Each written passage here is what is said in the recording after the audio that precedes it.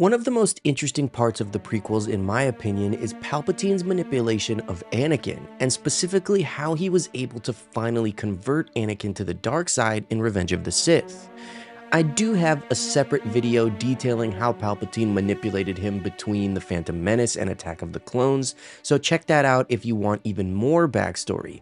But for this video, I want to take a look at Anakin's horrifying thoughts as he became Darth Vader. I'm not talking about when he was built into the armor after Mustafar, because I know people like to say that's when he fully became Vader, but I'm referring to the scene where Anakin and Palpatine kill Mace Windu, and Anakin finally pledges himself to the Sith. I'm going to pull directly from the novelization of Revenge of the Sith, which is honestly one of the best Star Wars books ever written. Not only does it really flesh out Anakin's deteriorating mental state over the course of the story, but it's also just flat out better than the movie, in my opinion. Now, let's take a look into Anakin Skywalker's mind as he finally became a Dark Lord of the Sith.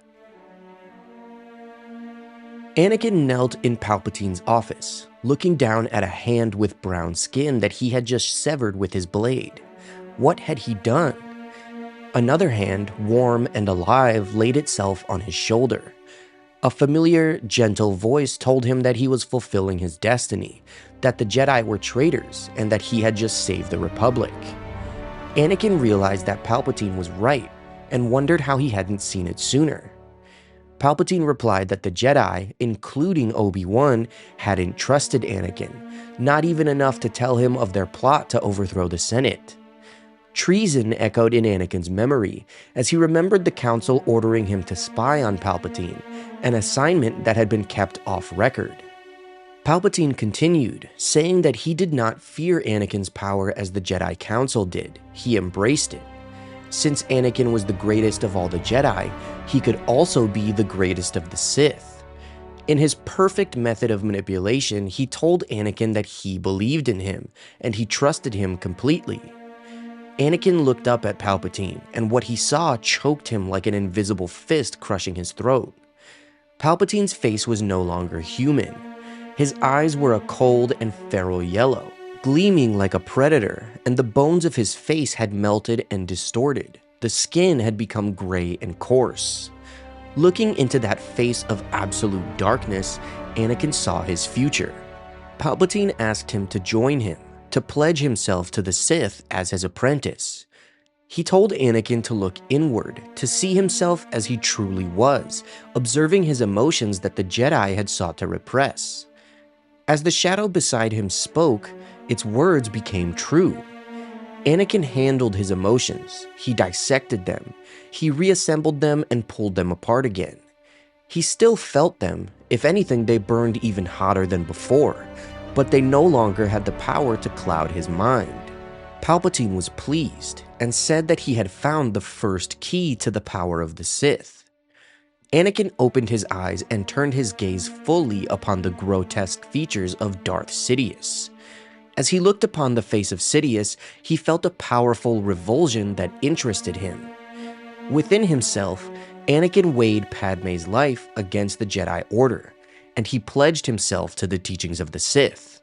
Sidious stood over his new pupil, placed a hand on his brow, and inducted him into the Order of the Dark Lords of the Sith. Anakin heard Sidious say his new name, Vader. He repeated it to himself in his mind. Sidious instructed him to rise. The Sith Lord who had once been a Jedi hero called Anakin Skywalker stood, drawing himself up to his full height. He looked not outward upon his new master, nor upon Coruscant beyond, nor out into the galaxy that they would soon rule. He instead turned his gaze inward. He unlocked the furnace gate within his heart and regarded with new eyes the dragon that had haunted his life. "I am Darth Vader," he said within himself. The dragon tried again to whisper of failure and weakness and death, but with one hand the Sith Lord caught it and crushed it. "I am Darth Vader," he repeated as he ground the dragon's corpse to dust. "You are nothing at all," he told the dragon as he finally destroyed it. He had become, finally, what they all called him, the hero with no fear. He was Darth Vader. When Anakin returned from the Outer Rim sieges and learned that Padme was pregnant, his emotions were a mix of joy and fear. This development, which should have been a cause for celebration, pushed Anakin fully down the dark path he had been approaching his entire life, as he was then haunted by premonitions of Padme's death in childbirth. Anakin's mental state, his emotions, and his thoughts were incredibly complex, especially in Revenge of the Sith.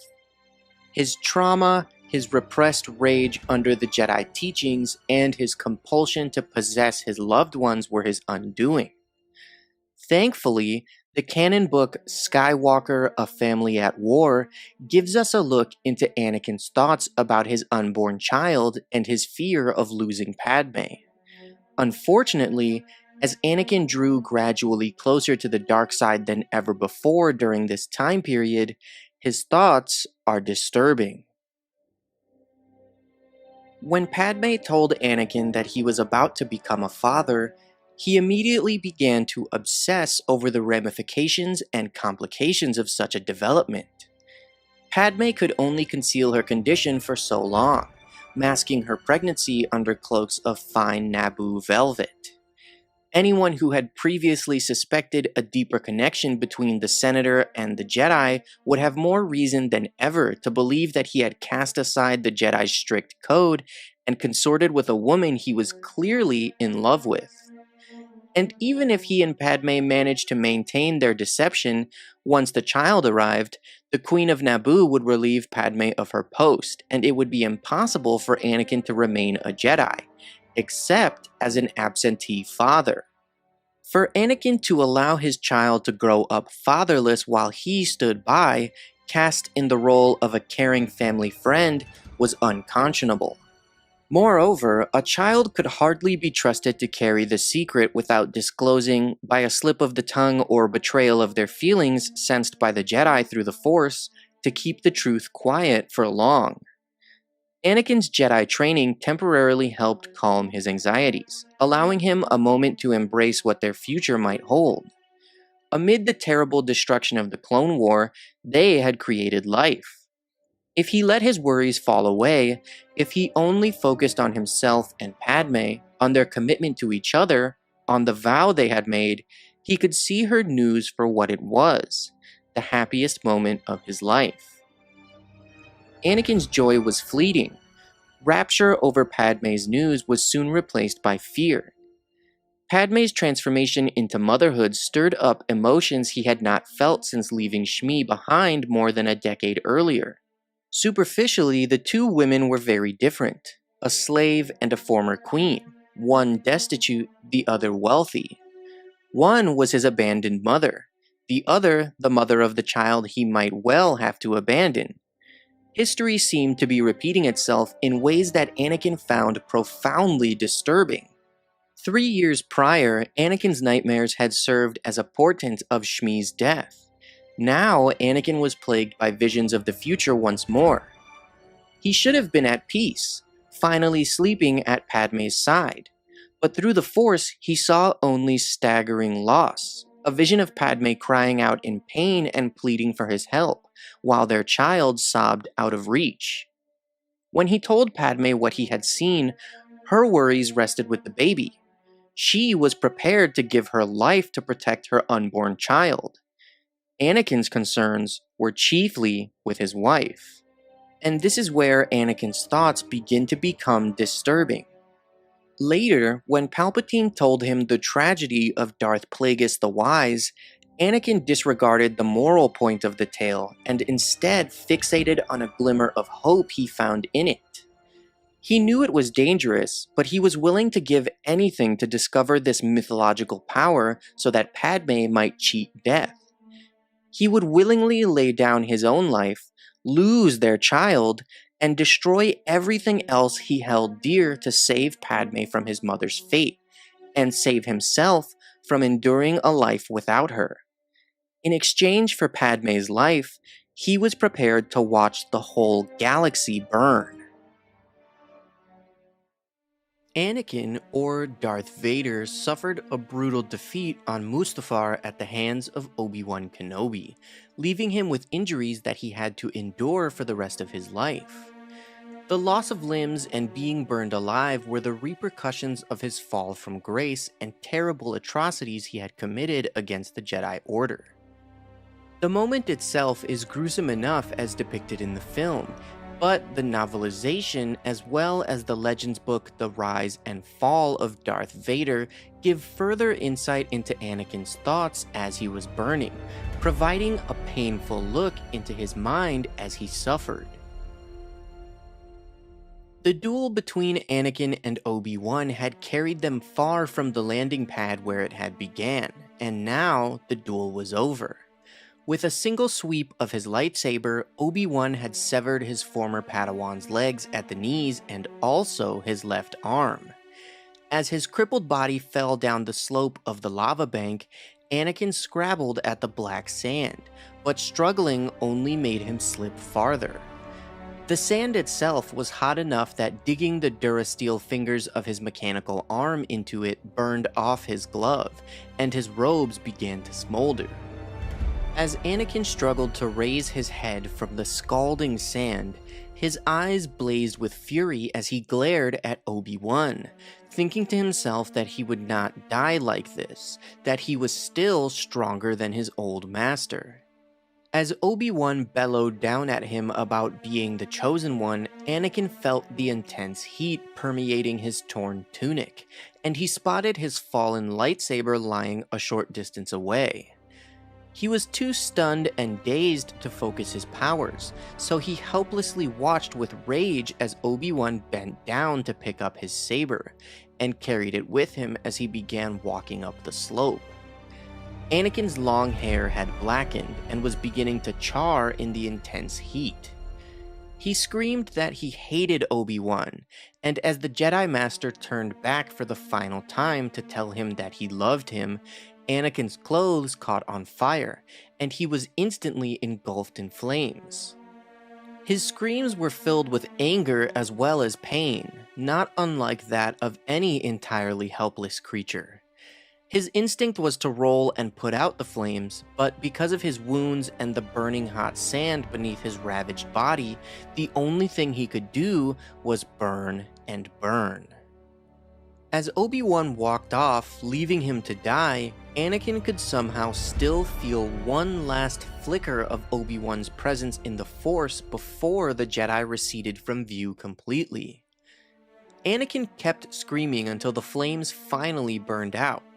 When they did, he again dug his mechanical fingers into the sand, pulling himself a few millimeters up the slope. With each movement, hot volcanic shards scraped and tore at his roasted flesh. It took all of his concentration and willpower to shift his scorched remains up the bank and away from the lava river. Only his power in the Force kept him from blacking out. Only his pure hatred for Obi-Wan made him want to live. Yet his mind was still not fully convinced of what he had become, and as he heard the engine of an arriving starship travel over his location, he realized that he still thought of himself as Anakin, not Darth Vader. He had no idea how much time had passed before he heard the voices of clone troopers nearby, and then the voice of his master. As Sidious approached him, kneeling down next to his ruined body, Anakin went completely limp, and finally allowed the darkness to sweep over him. After his brutal defeat and immolation on Mustafar, Darth Vader, mutilated and severely burned, was transported back to Coruscant by the newly appointed Emperor. The Emperor took this opportunity to intentionally limit Vader with a suit of cybernetic life support armor that would both keep him alive and restrain his powers so he could never rebel. The process was incredibly painful for Vader, as he was given no anesthetic during the procedure, so that his agony and anger would fuel his strength in the dark side of the Force. In the novelization of Revenge of the Sith, Vader's first thoughts inside the suit and his reaction to it are explained in detail. As the first flash of light registered on his scorched eyes, it brought him pain and burned him. He felt that burning and thought that a part of him would always be lying upon the black sand along a lake of lava while he burned. He could hear himself breathing, however it was hard and harsh and felt as though it scraped his nerves that had already been made raw. He couldn't stop his breathing or even slow it down because he didn't even really have lungs anymore. He felt the mechanisms forced inside his chest and working throughout the suit, breathing for him. As Sidious asked if he could hear him, Vader could, but not really, not naturally. Sensors inside his new shell of a helmet sent the sound directly into his brain. As he looked around with his burned eyes, optical sensors converted the light and the shadows into a hideous amalgamation of the world around him. Vader couldn't decide if his helmet made the world hideous or if it was already hideous on its own. As he tried to speak, asking for Padme, another voice spoke for him, out of the vocabulator that served his burned lips, tongue, and throat. As Sidious slowly, almost cautiously said that Padme had died, Vader felt as though his words burned hotter than the lava on Mustafar ever had. As Vader fell into his despair, thinking only of Padme, he swore that he could never hurt her, could never kill her with his own hand. And yet, he remembered all of it. He remembered the furnace of his own fury, feeling venom in his blood and hatred rushing through him as he seized Padme by the throat. And in that moment, Vader finally understood himself. He realized that there was never any monster inside of him. It was only him, and he had done it. He had killed Padme. He realized that he had killed her because when he finally could have saved her and gone away with her, the only thing he thought of was himself. He then realized the clear and cruel truth of the Sith, because now himself is all that he would ever have. As he felt his rage and screamed and reached out through the Force to destroy Sidious, he felt that his power was now so much less. The power of Anakin Skywalker felt only like a memory, and he could barely manage to destroy the medical droids around him, while he couldn't even touch Sidious. In the end, he didn't really want to destroy his new master, because he was all that Vader had left. He felt as though Sidious understood him and forgave him, and now would teach him. Having no other path before him, Vader knew that the only purpose in his life was serving Sidious, and burning himself within the furnace of his heart forever. Vader stood for a long moment with his sheathed arms dangling at his sides, his head mournfully bowed. To the galaxy at large, Jedi Knight Anakin Skywalker, the hero with no fear, the chosen one, had died on Coruscant during the siege of the Jedi Temple. And to some extent that was true. Anakin is dead, Vader told himself. And yet, if not for events on Mustafar, Anakin would sit now on the Coruscant throne, his wife by his side, their child in her arms. Instead, Palpatine's plan could not have been more flawlessly executed. He had won it all: the war, the Republic, the fealty of the one Jedi Knight in whom the entire Jedi Order had placed its hope. The revenge of the self-exiled Sith had been complete, and Darth Vader was merely a minion, an errand boy, allegedly an apprentice, the public face of the dark side of the Force. While he retained his knowledge of the Jedi arts, he felt uncertain about his place in the Force. And while he had taken his first steps toward awakening the power of the dark side, he felt uncertain about his ability to sustain that power. How far he might have been now had fate not intervened to strip him of almost everything he possessed, as a means of remaking him. Or of humbling him, as Darths Maul and Tyrannus had been humbled before him, as indeed the Jedi Order itself had been humbled. Where Darth Sidious had gained everything, Vader had lost everything, including, for the moment at least, the self-confidence and unbridled skill he had demonstrated as Anakin Skywalker. Vader turned and began to move from the room. But this is not walking, he thought. Long accustomed to building and rebuilding droids, supercharging the engines of landspeeders and starfighters, upgrading the mechanisms that controlled the first of his artificial limbs, he was dismayed by the incompetence of the medical droids responsible for his resurrection in Sidious' laboratory on Coruscant. His alloy lower legs were bulked by strips of armor similar to those that filled and gave form to the long glove Anakin had worn over his right arm. What remained of his real limbs ended in bulbs of grafted flesh, inserted into machines that triggered movement through the use of modules that interfaced with his damaged nerve endings. But instead of using Durasteel, the medical droids had substituted an inferior alloy and had failed to inspect the strips that protected the electromotive lines. As a result, the inner lining of the pressurized bodysuit was constantly snagging on places where the strips were anchored to knee and ankle joints. The tall boots were a poor fit for his artificial feet, whose claw-like toes lacked the electrostatic sensitivity of his equally false fingertips. Raised in the heel, the cumbersome footgear canted him slightly forward, forcing him to move with exaggerated caution lest he tumble or topple over. Worse, they were so heavy that he often felt rooted to the ground, or as if he were moving in high gravity. What good was motion of this sort if he was going to have to call on the Force even to walk from place to place? He may as well have resigned himself to using a repulsor chair and abandoned any hope of movement.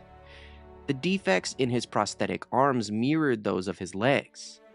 Only the right one felt natural to him, though it too was artificial, and the pneumatic mechanisms that supplied articulation and support were sometimes slow to respond. The weighty cloak and pectoral plating so restricted his movement that he could scarcely lift his arms over his head, and he had already been forced to adapt his lightsaber technique to compensate. He could probably adjust the servo drivers and pistons in his forearms to provide his hands with strength enough to crush the hilt of his new lightsaber. With the power of his arms alone, he had the ability to lift an adult being off the ground. But the Force had always given him the ability to do that, especially in moments of rage.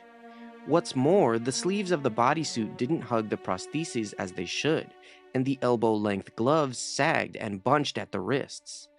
Gazing at the gloves now, he thought, this is not seeing. The pressurized mask was goggle-eyed, fish-mouthed, short-snouted, and needlessly angular over the cheekbones. Coupled with a flaring dome of helmet, the mask gave him the forbidding appearance of an ancient Sith war droid. The dark lenses that covered his eyes filtered out light that might have caused further injury to his damaged corneas and retinas, but in enhanced mode, they reddened the light and prevented him from being able to see the toes of his boots without inclining his head almost 90 degrees. Listening to the servo motors that drove his limbs, he thought, this is not hearing. The Medroids rebuilt the cartilage of his outer ears, but his eardrums, having melted in Mustafar's heat, had been beyond repair. Sound waves now had to be transmitted directly to implants in his inner ear, and sounds registered as if issuing from underwater. Worse, the implanted sensors lacked sufficient discrimination, so that too many ambient sounds were picked up, and their distance and direction were difficult to determine. Sometimes the sensors needled him with feedback, or attached echo or vibrato effects to even the faintest noise. Allowing his lungs to fill with air, he thought, this is not breathing. Here, the Medroids had truly failed him. From a control box he wore strapped to his chest, a thick cable entered his torso, linked to a breathing apparatus and heartbeat regulator. The ventilator was implanted in his hideously scarred chest, along with tubes that ran directly into his damaged lungs, and others that entered his throat, so that should the chest plate or belt control panels develop a glitch, he could breathe unassisted for a limited time. But the monitoring panel beeped frequently and for no reason, and the constellation of lights served only as steady reminders of his vulnerability. The incessant rasp of his breathing interfered with his ability to rest, let alone sleep. And sleep, in the rare moments it came to him, was a nightmarish jumble of twisted, recurrent memories that unfolded to excruciating sounds. The Medroids had at least inserted the redundant breathing tubes low enough so that, with the aid of an enunciator, his scorched vocal cords could still form sounds and words. But absent the enunciator, which imparted a synthetic bass tone, his own voice was little more than a whisper. He could take food through his mouth as well, but only when he was inside a hyperbaric chamber, since he had to remove the triangular respiratory vent that was the mask's prominent feature. So it was easier to receive nourishment through liquids, intravenous and otherwise, and to rely on catheters, collection pouches, and recyclers to deal with his waste. But all those devices made it even more difficult for him to move with ease, much less with any grace. The pectoral armor that protected the artificial lung weighed him down, as did the electrode-studded collar that supported the outsized helmet, necessary to safeguard the cybernetic devices that replaced the uppermost of his vertebrae, the delicate systems of the mask, and the ragged scars in his hairless head, which owed as much to what he had endured on Mustafar as to attempts at emergency trephination during the trip back to Coruscant aboard Sidious's shuttle. The synth skin that substituted for what was seared from his bones itched incessantly, and his body needed to be periodically cleansed and scrubbed of necrotic flesh. Already he had experienced moments of claustrophobia, moments of desperation to be rid of the suit, to emerge from the shell. He needed to build, or have built, a chamber in which he could feel human again, if possible. All in all, he thought, this is not living. This was solitary confinement, prison of the worst sort, continual torture. He was nothing more than wreckage. Power without clear purpose. When Anakin was struck down by Obi-Wan on Mustafar, brutally dismembered and left to burn alive on the shores of a lava river, he was forced to use his rage and pain to stay alive. Just as the corruption of the dark side had clouded his mind and fueled his arrogance, leading to his defeat in their duel, it was now all he had left to ensure that he survived. Not only did Anakin already believe that the Jedi were evil traitors, but he was now overcome with hatred for Obi-Wan after his former master had left him to suffer. In the Legends book The Rise and Fall of Darth Vader, we finally get to know what Anakin was thinking as he lay on the lava bank burning in agony and Obi-Wan left him to die. Anakin had never imagined that Obi-Wan possessed the strength to defeat him so brutally. His old master shouted down at him as he writhed in pain at the bottom of a slope of black sand. Their exhausting duel had carried them far from the landing pad where Padme's ship had arrived, but now it was over. With 2 quick strokes, Obi-Wan had severed his legs at the knees and his left arm at the elbow. As Anakin struggled to raise his head from the smoldering sand, his eyes blazed a bright yellow with the fury of the dark side. He glared at Obi-Wan, thinking to himself that he would not die that way, that he was still stronger than Obi-Wan even in his injured state. As Obi-Wan continued shouting down at him, Anakin could feel the intense heat of the lava beginning to permeate his torn tunic, and he spotted his fallen lightsaber lying nearby. He wanted to retrieve it with the Force, but he found that he was too stunned and dazed to focus his powers, so he watched helplessly as Obi-Wan bent down to pick up his saber, then took it with him as he began to walk up the slope. Anakin finally managed to speak, roaring that he hated his old master.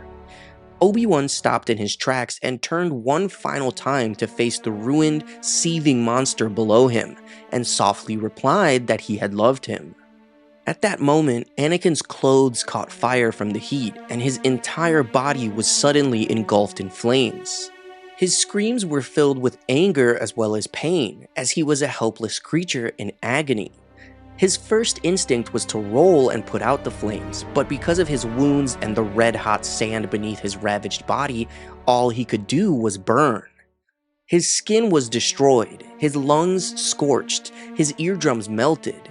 his entire body decimated by fire as Obi-Wan walked away, leaving him to die. Somehow, through his agony, Anakin felt one last flicker of Obi-Wan's presence before he disappeared from his view completely. Finally, after an unknown amount of time, the flames burned out, and Anakin dug his mechanical right arm into the sand. He pulled with all his strength and slid a few millimeters up the slope. He willed himself to repeat the movement, and with each tug, hot volcanic shards scraped and tore at his roasted flesh. It took all of his concentration to shift his scorched remains up the slope and away from the lava river. As he moaned and gasped in pain, only his powers in the Force kept him from losing consciousness. Only his hatred for Obi-Wan gave him the desire to live. After some time, he heard the engine of an arriving starship travel over his position. He had no idea how much time had passed before he heard a clone trooper's voice call out above him, and then he heard the voice of his new master. As he saw Sidious approaching him, his torso went completely limp, and he finally allowed darkness to sweep over him. Hey guys, welcome back to another video. I hope that you are all doing well. Today, I want to share one of my favorite stories from canon. It's really beautiful, and it just explains everything that Anakin saw and thought and heard when he died and became one with the Force in Return of the Jedi. So let's jump right in. When Anakin returned to the light side of the Force, he found the strength to finally destroy the Emperor and fulfill the prophecy that the Jedi had envisioned so many years before. With the help of his son Luke, Anakin was able to turn away from the dark path he had stumbled down, sacrificing his own life in the process. With his suit of life support armor damaged beyond repair, Anakin accepted death, grateful to Luke for saving him from the dark side of the Force. After over 2 decades of pain and suffering and his reign as a Dark Lord of the Sith, Anakin Skywalker finally died and became one with the Force. But what was he thinking during the final moments of his life in the physical world? How did he know how to maintain his consciousness so that he could manifest as a Force ghost? All of this is revealed to us in the canon book Return of the Jedi from a Certain Point of View, in the short story titled Brotherhood. Within the collapsing debris of the doomed second Death Star, the mutilated, half-machine body of Darth Vader fought for 1 or 2 more breaths. Vader's rage and consuming fear finally subsided, a gradual withering as he struggled to form the words, his organs and his cybernetic implants failing simultaneously. But he managed to speak. One last effort to express the most important things that Anakin Skywalker had ever said in his life. As he gazed upon the compassionate eyes of his son, the man who saved him, Anakin told him to tell his twin sister that he had been right about him. With that, Anakin sank into the void of the Force, guided only by a single flame within himself. But within the emptiness of that next place, he felt the flame within him, a growing intensity and radiance strong enough to break the darkness. Even as his physical body died, Anakin burned within the Force like the mythical sun dragon of Tatooine. His mother had once told him that he had the burning heart of the sun dragon, and years of living as Vader under layers of bulky armor and dead tissue had made him forget that. Ignored under the corruption of darkness, that memory was as good as destroyed. But the Sun Dragon could never be destroyed, not in the stories of myth, and not within the Force, or within Anakin himself. And inside the endless landscape of nothing, he fought the ocean of the Force. It pulled at him and clashed against him as he fought to be stronger than the Force itself. And then everything snapped into place, a connection beyond time and space, beyond worlds, and Anakin heard the voices of his loved ones from years past. Padme on her deathbed, claiming there was still good within him. Qui-Gon dying on Naboo, making Obi-Wan promise to train him. Ahsoka never giving up on him, telling Maul he was wrong about Anakin on Mandalore. Words and images wove around and through him. He heard Obi-Wan's voice calling him a good friend. Anakin wondered when was the last time anyone had thought of him as a friend. In the Force, that thought brought calm to him, flames from his sun dragon heart collapsing into a steady rhythm. And in response, the strangest thing happened. Anakin had spent his life trying to control the Force, an aggressive tension that often lashed back in struggle. Here, this single drop of calm offered something different, a surprising tranquility that allowed him to drift. In the endless space of nothing, Anakin simply existed in the quiet. For years, he had been constantly surrounded by the mechanical thrums of his armor and cybernetics, noise that was often his sole companion. Anakin always wondered if peace might lie beyond the noise of Darth Vader, yet the absence of sound within this ether created anything but that, leaving him with one harsh truth. So many terrible things had happened in the galaxy, and he was the cause. He had brought destruction. He had brought pain to his apprentice. He had brought betrayal to his brother, and he had brought death to his wife.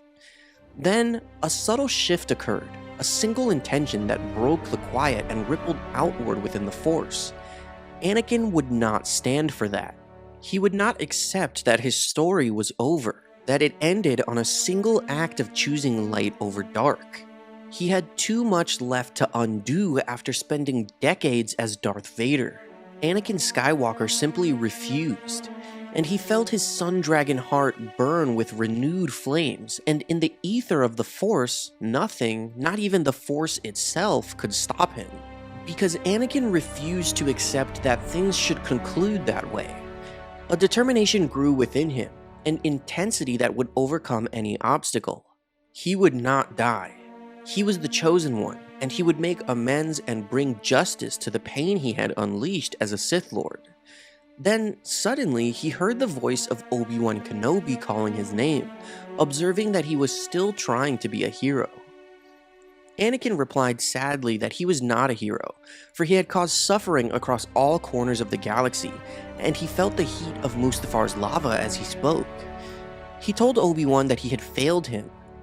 Anakin spoke quietly, and said there was something he had never told Obi-Wan in life.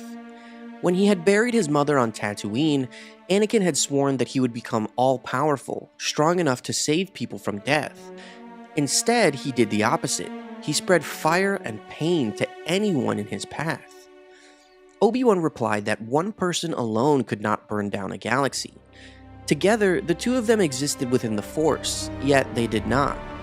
Formless and separate within the ether, yet still one with the Force. Somehow, Anakin felt Obi-Wan's hand on his shoulder, as real as it had been many times when he was a young Padawan. Obi-Wan told him that he did not bear the guilt of the galaxy, only his own choices. Anakin replied that he had made the choices to kneel to the dark side, to storm the Jedi Temple, and to fight Obi-Wan on Mustafar. Obi-Wan agreed, and said those choices belonged to Anakin alone, but his voice carried no judgment. He said that he had one final challenge for Anakin, and a sudden light broke through the nothingness, a beam piercing the darkness. Suddenly, Anakin was somewhere new, surrounded by a dense forest. In front of him, he saw a glowing funeral pyre, with Luke standing in front of it. Somehow, Luke had stared directly into the pain and rage of Darth Vader and managed to see past it, to recognize the part of Anakin Skywalker that remained buried inside. Now, he was just a son offering compassion to his dead father. Obi-Wan stated that Anakin had chosen Luke over the Emperor, chosen empathy over power, chosen a brighter future for the galaxy and to break the rule of the Sith. He said that Anakin had chosen to bring balance. Anakin watched as the flames consumed the armor that had kept him alive for many years, and he wondered what Luke must think of the legacy burning before his eyes. Together, Obi-Wan and Anakin watched Luke join his friends and his sister Leia in the Ewok village. Anakin accepted that he no longer needed to find a way. Others already had. His children had found the way. Alongside Obi-Wan and Yoda, Anakin was overcome with a feeling of acceptance as he watched his children. Luke and Leia would outlive the legacy of Anakin and Padme. Anakin told Obi-Wan and Yoda that he had faith in his children, and those words seemed to unlock his whole universe. His corporeal body dissolved into the Force, and Anakin finally felt as though he was at peace. Perhaps the most pivotal moment of Anakin Skywalker's conversion to the Sith was when he learned of the ability to manipulate life and death through the midichlorians. In the Opera House on Coruscant, Palpatine planted the final seeds of his manipulation by telling Anakin the tragedy of Darth Plagueis the Wise. The very idea of controlling death, usurping the natural will of the Force, was something Anakin had been craving since the death of his mother. Heralded as the chosen one by the Jedi, Anakin constantly questioned why he would not then possess ultimate power through the Force. Since learning that Padme was pregnant and suffering through premonitions of her death in childbirth, Anakin had become even more desperate to learn how to save his loved ones from dying. While the whole scene about Plagueis has become somewhat infamous and memed into eternity, it really is one of the most important moments of the prequels. Thus, I want to take a look at the lore and go into what Anakin's inner thoughts were when he heard about it. We know he was obviously desperate and intrigued, but there's more to it than that in the books. So let's take a look at the novelization of Revenge of the Sith and the canon book Skywalker: A Family at War, to learn what Anakin's true thoughts were on the tragedy of Darth Plagueis the Wise. It's vital to understand Anakin's mental state at this point in the story. One of the things that the novelization does very well is portray the deterioration of his mind as the story goes on and Palpatine manipulates him. When Anakin learned that Padme was pregnant, his initial concerns were around the secrecy they were forced to adopt. Even if the two of them were able to maintain their secret marriage, the only way Anakin could remain a Jedi would be to become an absentee father. However, he refused to allow his child to grow up without a father as he had. Padme's pregnancy brought with it nightmares of her death. When Anakin should have been at peace, he saw through the Force only staggering loss.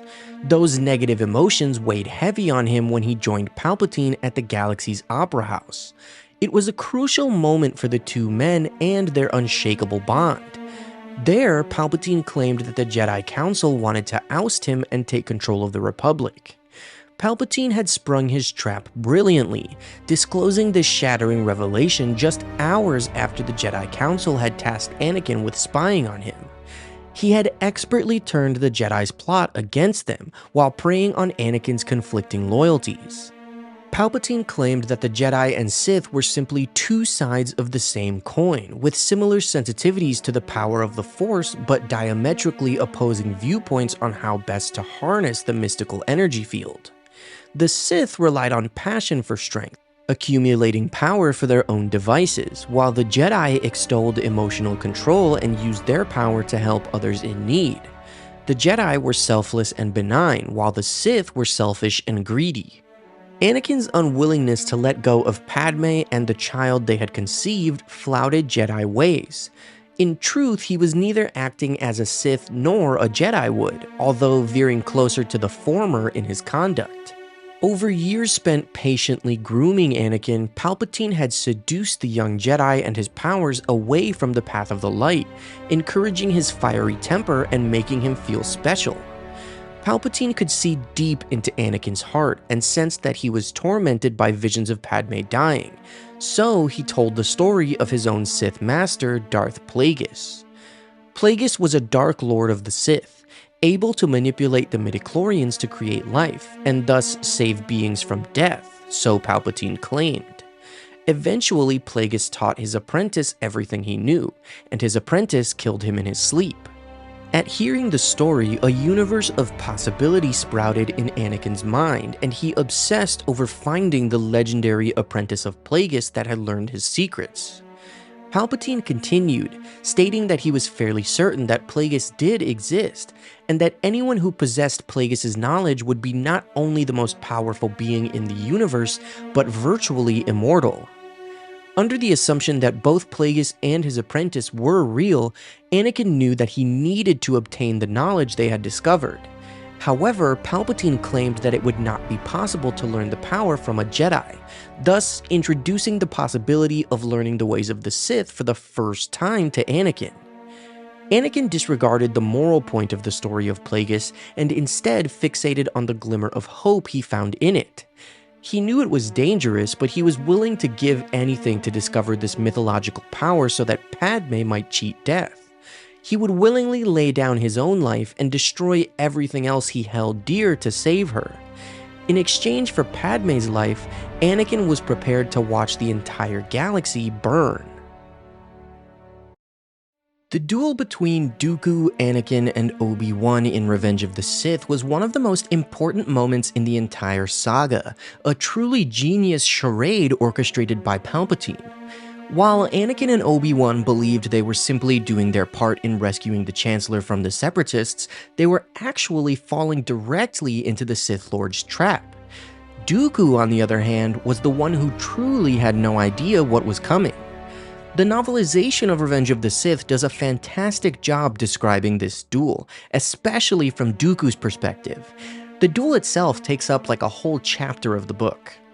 Dooku was fed a false plan by Palpatine beforehand, and he was instructed to kill Obi-Wan before allowing himself to be captured by Anakin. Palpatine assured him that together the two of them would turn Anakin to the dark side and convert him into one of their acolytes, but this was completely a lie. Palpatine always intended for Anakin to kill Dooku and replace him as his apprentice. However, because Dooku was going along with the false plan, he also believed that Anakin and Obi-Wan posed no real threat to him, and the duel would simply be a formality, a futile attempt on their part. Since he considered himself to be much more powerful than both of them, he went into the duel very confident, which allowed Anakin and Obi-Wan to trick him in a brilliant way. The entrance balcony provided an appropriate angle, far above the Jedi looking down upon them, for Dooku to make final assessments before beginning the farce. The idea that he could be beaten by any Jedi was ridiculous. But thus was life. Sacrifices must be made for the greater good. He called upon the Force, gathering it to himself and wrapping himself within it. Now the scene below subtly altered, though to the physical eye there was no change. Powered by the dark side, Dooku's perception took the measure of those below him with exhilarating precision. Kenobi was luminous, a transparent being, a window onto a sunlit meadow of the Force. Skywalker was a storm cloud, flickering with dangerous lightning, building the rotation that threatens a tornado.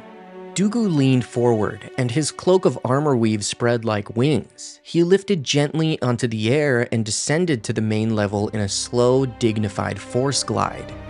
Touching down at the head of the table, he regarded the two Jedi from under a lifted brow. Obi-Wan lifted his lightsaber into the balanced two-handed guard of Ataru, Qui-Gon style and Yoda's. His blade crackled into existence, and the air smelled of lightning.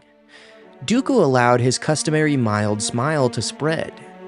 Skywalker brought his lightsaber to a Xian ready stance. Kenobi moved toward him with a slow, hypnotic grace, as though he floated on an invisible repulsor plate. Skywalker mirrored him, swinging wide toward Dooku's flank. It would be quite simple in the end, Dooku thought. All he had to do was isolate Skywalker and slaughter Kenobi.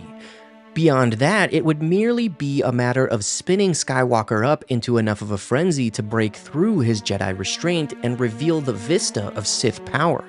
Lord Sidious would take it from there. The Force crackled between them, and the ship pitched and bucked under a new turbo laser barrage, and Dooku decided that the time had come. He flicked a false glance over his shoulder, a hint of distraction to draw the attack, and all three of them moved at once. While effortlessly deflecting a rain of blue streaking cuts from Kenobi, Dooku turned to face Anakin and neatly sidestepped, cutting at the boy's leg. Yet Skywalker's blade met the cut as he passed, and he managed to sweep his blade behind his head to slap aside the casual thrust Dooku had aimed at his back. Dooku thought that this was truly pathetic. They were certainly energetic enough, leaping and whirling, raining blows almost at random, while Dooku continued in his gracefully methodical way to outmaneuver them so thoroughly it was all he could do to keep from laughing out loud. It was a simple matter of countering their tactics, which were depressingly straightforward. Skywalker was the swift one, whooshing here and there like a hawk bat, attempting a Jedi variant so they could come at him from both sides, while Kenobi came on in a measured Shi-Cho cadence, deliberate as a lumber droid, moving step by step, cutting off the angles, clumsy but relentlessly dogged as he tried to chivvy Dooku into a corner. Whereas all Dooku needed to do was slip from one side to another, and occasionally flip over a head here and there, so that he could fight each of them in turn rather than both of them at the same time. He supposed that in their own way they might actually prove reasonably effective. It was clear that their style had been developed by fighting as a team against large numbers of opponents. They were not prepared to fight together against a single Force user, certainly not one of Dooku's power. He, on the other hand, had always fought alone. It was laughably easy to keep the Jedi tripping and stumbling and getting in each other's way. They didn't even comprehend how utterly he dominated the combat. Because they fought as they had been trained, by releasing all desire and allowing the Force to flow through them, they had no hope of countering Dooku's mastery of Sith techniques. They had learned nothing since he had bested them on Geonosis. They allowed the Force to direct them. Dooku directed the Force. He drew their strikes to his parries and drove his own ripostes with thrust of dark power that subtly altered the Jedi's balance and disrupted their timing. He could have slaughtered both of them easily. However, only one death was in his plan, and this show was becoming tiresome, not to mention tiring. The dark power that served him only went so far, and he was no longer a young man. Dooku taunted Kenobi that he needed to do better, and the Jedi's response to this friendly word was to regard him with a twinkle of gentle amusement. Then, the Jedi shot straight upward over Dooku's head so fast it seemed he'd vanished, and in the space where Kenobi's chest had been was now only the blue of Skywalker's blade driving straight for Dooku's heart. Only a desperate whirl to one side made what would have been a smoking hole in his chest into a line of scorch through his cloak. Dooku thought, "What?"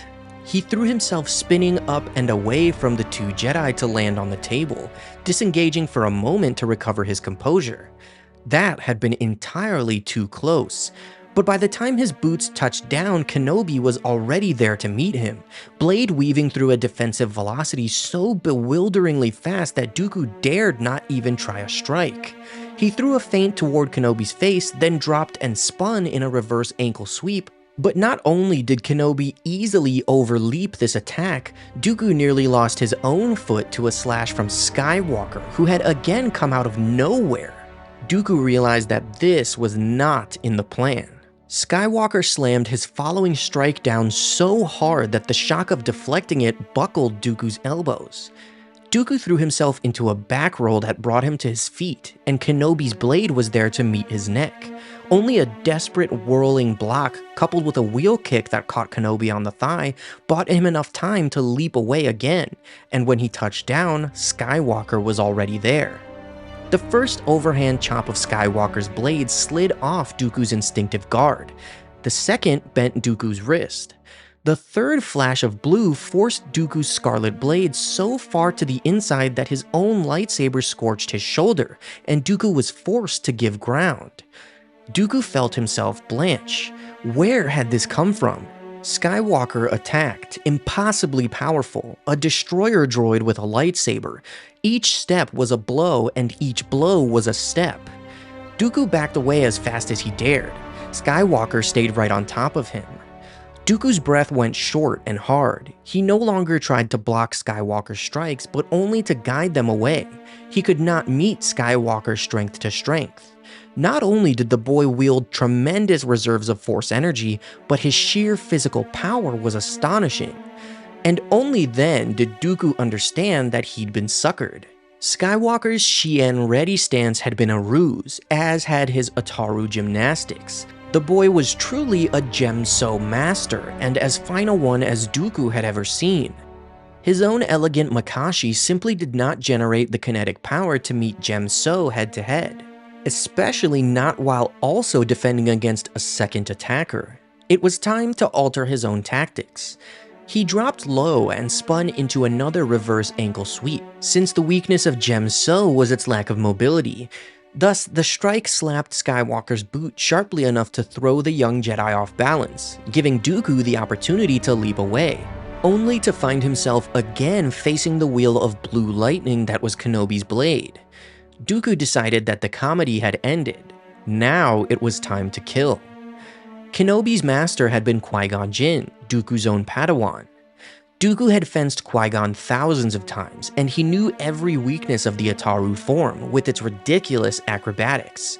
He drove a series of flashing thrusts toward Kenobi's legs to draw the Jedi Master into an overhead leap, so that Dooku could burn through his spine from kidneys to shoulder blades.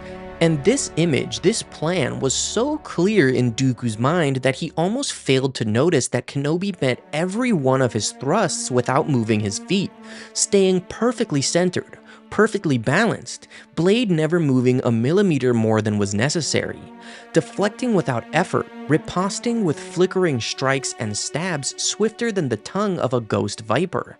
And when Dooku felt Skywalker regain his feet and stride once more toward his back, he finally registered the source of that blinding defensive velocity Kenobi had used, and only then did he understand that Kenobi's Ataru and Shi-Cho had been ploys as well. Kenobi had become a master of Soresu. Dooku found himself having a sudden, unexpected, overpowering, and entirely distressing bad feeling about this. His farce had suddenly, inexplicably spun from humorous to deadly serious and was tumbling rapidly toward terrifying. Realization burst through Dooku's consciousness like the blossoming fireballs of dying ships outside. The pair of Jedi fools had somehow managed to become entirely dangerous. These clowns might, just possibly, actually be able to beat him. When Anakin Skywalker became a Sith apprentice and turned to the dark side of the Force, his mind was corrupted by that darkness. Anakin convinced himself that everything he was doing was right, deluding himself into believing the Jedi were evil and he had to help Palpatine in order to save Padme. One of my favorite things about the novelization of Revenge of the Sith is how deep it goes into Anakin's mind throughout the book, something that the movie couldn't do very much. What I'd like to touch on today is one of the most interesting scenes in the book that doesn't appear fully in the film, where Anakin reports back to Palpatine after killing the Separatists on Mustafar. This scene is longer in the book, and we learn what Anakin was thinking as he spoke to his new master. It's revealed that he was already planning to kill Palpatine mere hours after becoming his apprentice, and it's truly fascinating. So let's jump into the novelization to get all the details of how and why Anakin was planning to murder his Sith master so quickly. And we'll take a look at the canon book Skywalker, A Family at War, which also fleshes out Anakin's thoughts even more. Now enthralled to Palpatine, Anakin Skywalker once more took on a familiar role, one which had dominated his earliest years, that of obedient slave. For one who had struggled so much to bend events to his will, suddenly being stripped of all self-determination had an oddly freeing effect on him. In some corner of Anakin's mind, he managed to persuade himself that his actions were the justified means to a noble end. However, on Mustafar, he had time to reflect. In the calm following the carnage, his rage subsided, to be replaced with despair and self-loathing. He had lost count of how many had died upon his blue Jedi blade, and he mourned the man he had once been. As he stood among the corpses of the Separatist leaders, Anakin gazed up through the viewport at the galaxy he would one day rule. He could feel his power in the dark side growing, and he knew he was already as powerful as Palpatine. As soon as his alleged master shared Darth Plagueis' secret of immortality, their relationship would undergo a fatal transformation. He would kill Palpatine, and everything was going according to plan. As Anakin spoke to the hologram of his master, he pretended to be respectful. Palpatine told him that he had restored peace and justice to the galaxy, and Anakin lied that that was his only ambition. Suddenly, Palpatine scowled and said that he felt a disturbance in the Force, warning Vader that he may be in danger. Anakin scoffed in his mind and asked how he could possibly be in danger from anyone. Palpatine told him to be mindful, and his words reminded Anakin of Obi-Wan's lectures when he was a young Padawan. He pretended to listen to his master's words and promised to be cautious, but when the transmission ended, he sneered to himself. He thought to himself that it was Palpatine who should be mindful, and that he was a disturbance in the Force. Anakin's mind was so focused on his power and obtaining even more that he completely ignored Padme's pleas when she came to meet him on Mustafar. That's why he even told her that he could overthrow Palpatine. The problem with coveting power is that no amount of authority or influence is ever enough. Despite crushing those he believed to be his enemies and becoming the right hand of the newly crowned Emperor, heir to the legacy of the Sith, Darth Vader felt more insecure than ever. He was terrified of losing everything, just as Darth Plagueis had. Even staring into Padme's eyes, Anakin could only think of power. He believed himself stronger than Palpatine. Thinking that he had single-handedly brought peace to the Republic, blinded to the demise of the once great democracy, Anakin now craved dominion over the entire galaxy and the legacy of the Sith. Anakin Skywalker is arguably the main character of the entire Star Wars saga. Thus, his absence from the sequel trilogy, except for the brief appearance of his voice in Episode 9, came as a surprise. We know that he was considered to appear as a spirit multiple times throughout the development of the trilogy, but that never happened. It almost seems wrong that he never showed up, depending on your opinion of how it would have served the story. However, in order to retroactively add some context into Star Wars canon regarding Anakin's spirit, the book Shadow of the Sith actually gives us a reason for him not appearing in the sequels. As it turns out, due to the events of the book, Anakin may not have been able to manifest himself at all. This book explains why Luke Skywalker and Lando Calrissian were searching for Ochi of Bestoon and the mysterious Sith world of Exegol, as well as providing much-needed backstory for Palpatine's resurrection and the Sith Eternal. I know it's lame to need a book to retroactively explain details from a movie, but I'm a big fan of Star Wars lore, and while I was skeptical of this book when it came out, I can 100% say that Shadow of the Sith is my favorite canon book by far. When I read it, it basically made me eat my words. It's an incredible story, and it let me enjoy The Rise of Skywalker a lot more. Anyway, Luke was plagued by ominous visions of Exegol, though he knew nothing about the planet itself. After recovering a Sith holocron and the cracked pieces of a red kyber crystal from an archaeological dig, he was certain that they were connected to the dark world he had seen, and he traveled to the Seeing Stone on Tython to meditate and do research. This is the same location that we saw in The Mandalorian Season 2. Poring through ancient Jedi texts and learning of the Sith Wayfinders, Luke chose to meditate upon the stone and suddenly found himself transported to the surface of Exegol. Whether he had physically teleported or if it was a vision, he was not sure, but he found himself being attacked by Sith wraiths, specters of dark power. Luke was certain that he was in mortal danger, since everything felt very real to him, and his lightsaber blade passed through the wraiths as though it were harmless. It took all of Luke's powers and mastery of the Force to be able to battle them. His blade meant nothing, passing through the forms of the wraiths like smoke. As the 9 wraiths prepared to deal a final blow with their dark blades, a pale blue light appeared. It was a lightsaber shimmering in the air, held in a transparent blue hand. Luke fell backward and gasped in surprise. The mysterious blue figure lifted his blade toward the wraiths, and Luke found it hard to concentrate on what he was seeing, the way the Force reverberated around the powerful figure.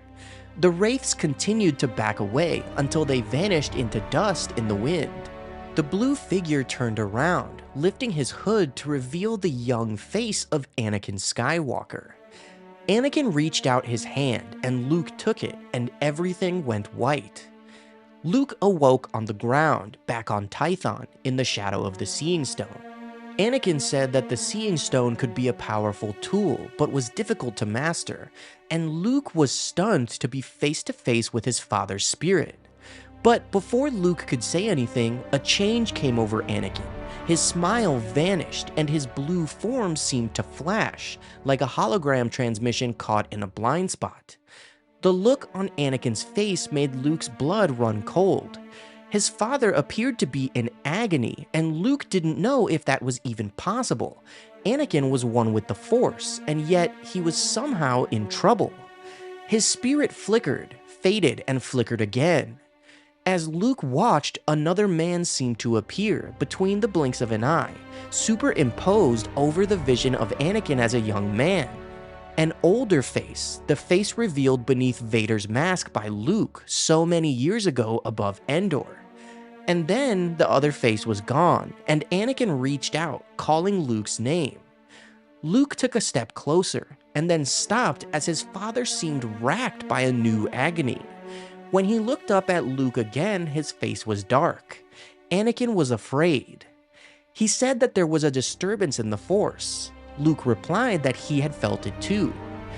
Anakin tried to speak, but he faded out and in again. He stood tall and grimaced. He told Luke that there was a shadow upon the Force. Luke told him that he had felt it growing, and Anakin's form began to gradually disappear. He said that the Seeing Stone had taken a part of Luke to Exegol, and it had taken everything he could give, all of his power in the Force, to bring Luke back. Luke wanted his father to stay, to talk. There was so much he didn't know and didn't understand about the Force and this mystery of the Sith, but he knew that it was taking all of Anakin's strength to appear to him now. Anakin's voice sounded so far away that Luke could hardly hear it, but he told Luke that he was never alone, to let the Force guide him and use its power. And then he was gone, the blue glow of his spirit fading into the sky. Serving as Supreme Chancellor of the Galactic Senate in public and Sith Lord Darth Sidious in the shadows, Palpatine was the true mastermind of the Sith Grand Plan. Through his machinations, he was able to manipulate the destruction of the Jedi Order, the fall of the Republic, and the rise of his galactic empire. However, one of Palpatine's most impressive achievements, arguably the most important one, was the manipulation of the Chosen One, Anakin Skywalker, who would one day become Darth Vader. Over the course of 13 years, Palpatine would groom Anakin, shaping him into a Sith apprentice. Due to Anakin's already present inner turmoil, fear, and conflict, Palpatine was able to manipulate him quite easily. How this was done, as well as the intricacies of their relationship, are explained in the canon book Skywalker: A Family at War. When the calm, caring, guiding influence of Shmi and Qui-Gon was gone, two very different individuals stepped into the breach to fill the emotional void in Anakin's life. The first was his new master, Obi-Wan Kenobi. The second was Sheev Palpatine. The Chancellor watched Anakin's journey with detached attentiveness. His exalted position gave Palpatine almost unrestricted political power and unlimited access to the Jedi Masters and their abilities.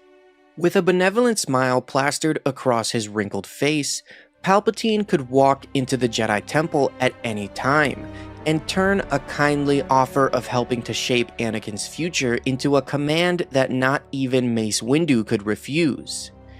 Unbeknown to the Galactic Republic and everyone else, Palpatine was secretly a Sith Lord. A cloud of the dark side's making concealed this fact from even the most experienced Jedi Masters, who sensed something nefarious at work but could not trace its source.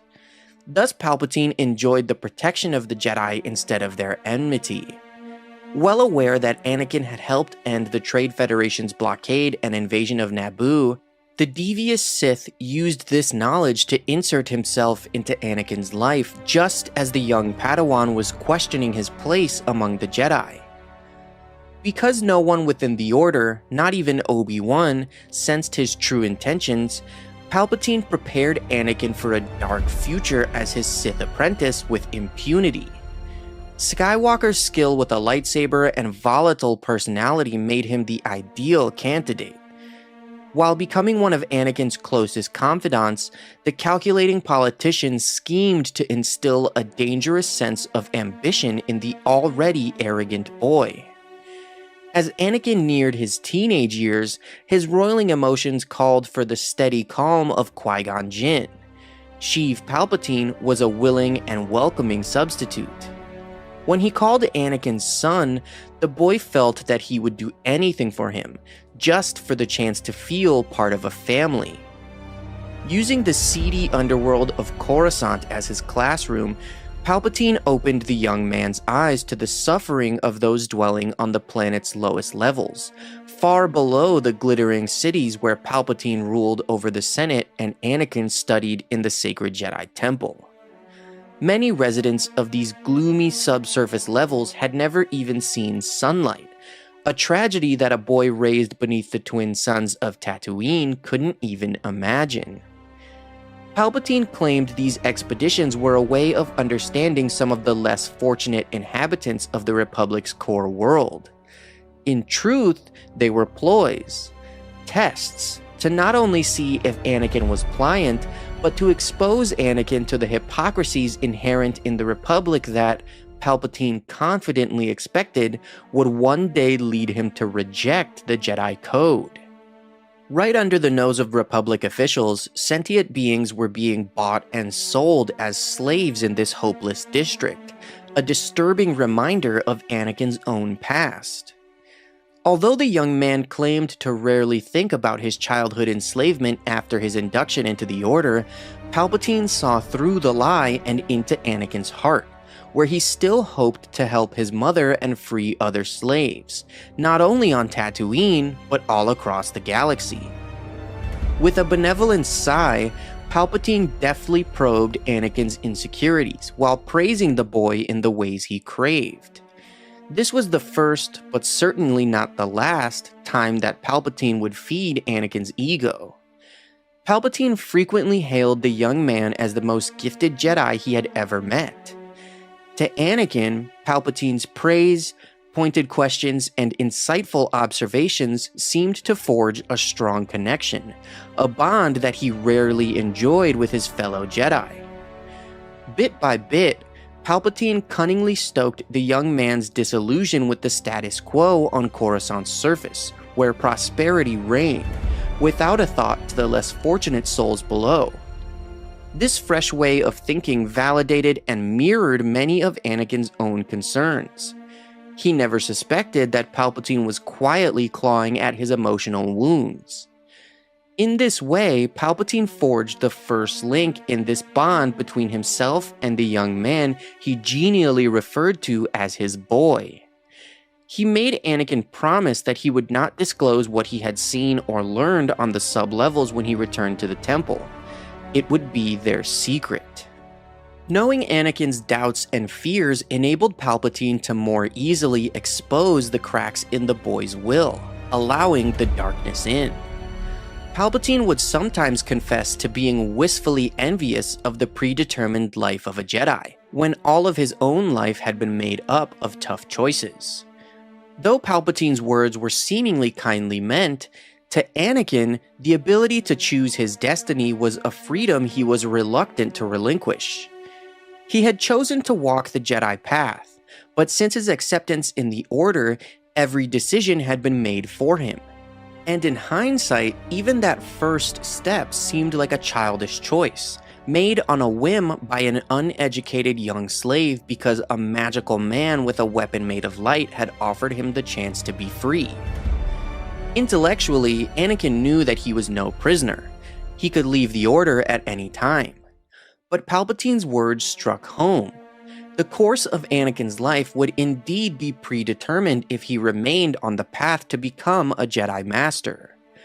While Obi-Wan earnestly believed that being a part of the Jedi Order made him stronger than being an individual, Anakin felt more at ease being one half of a whole, even with all of his skills and talents.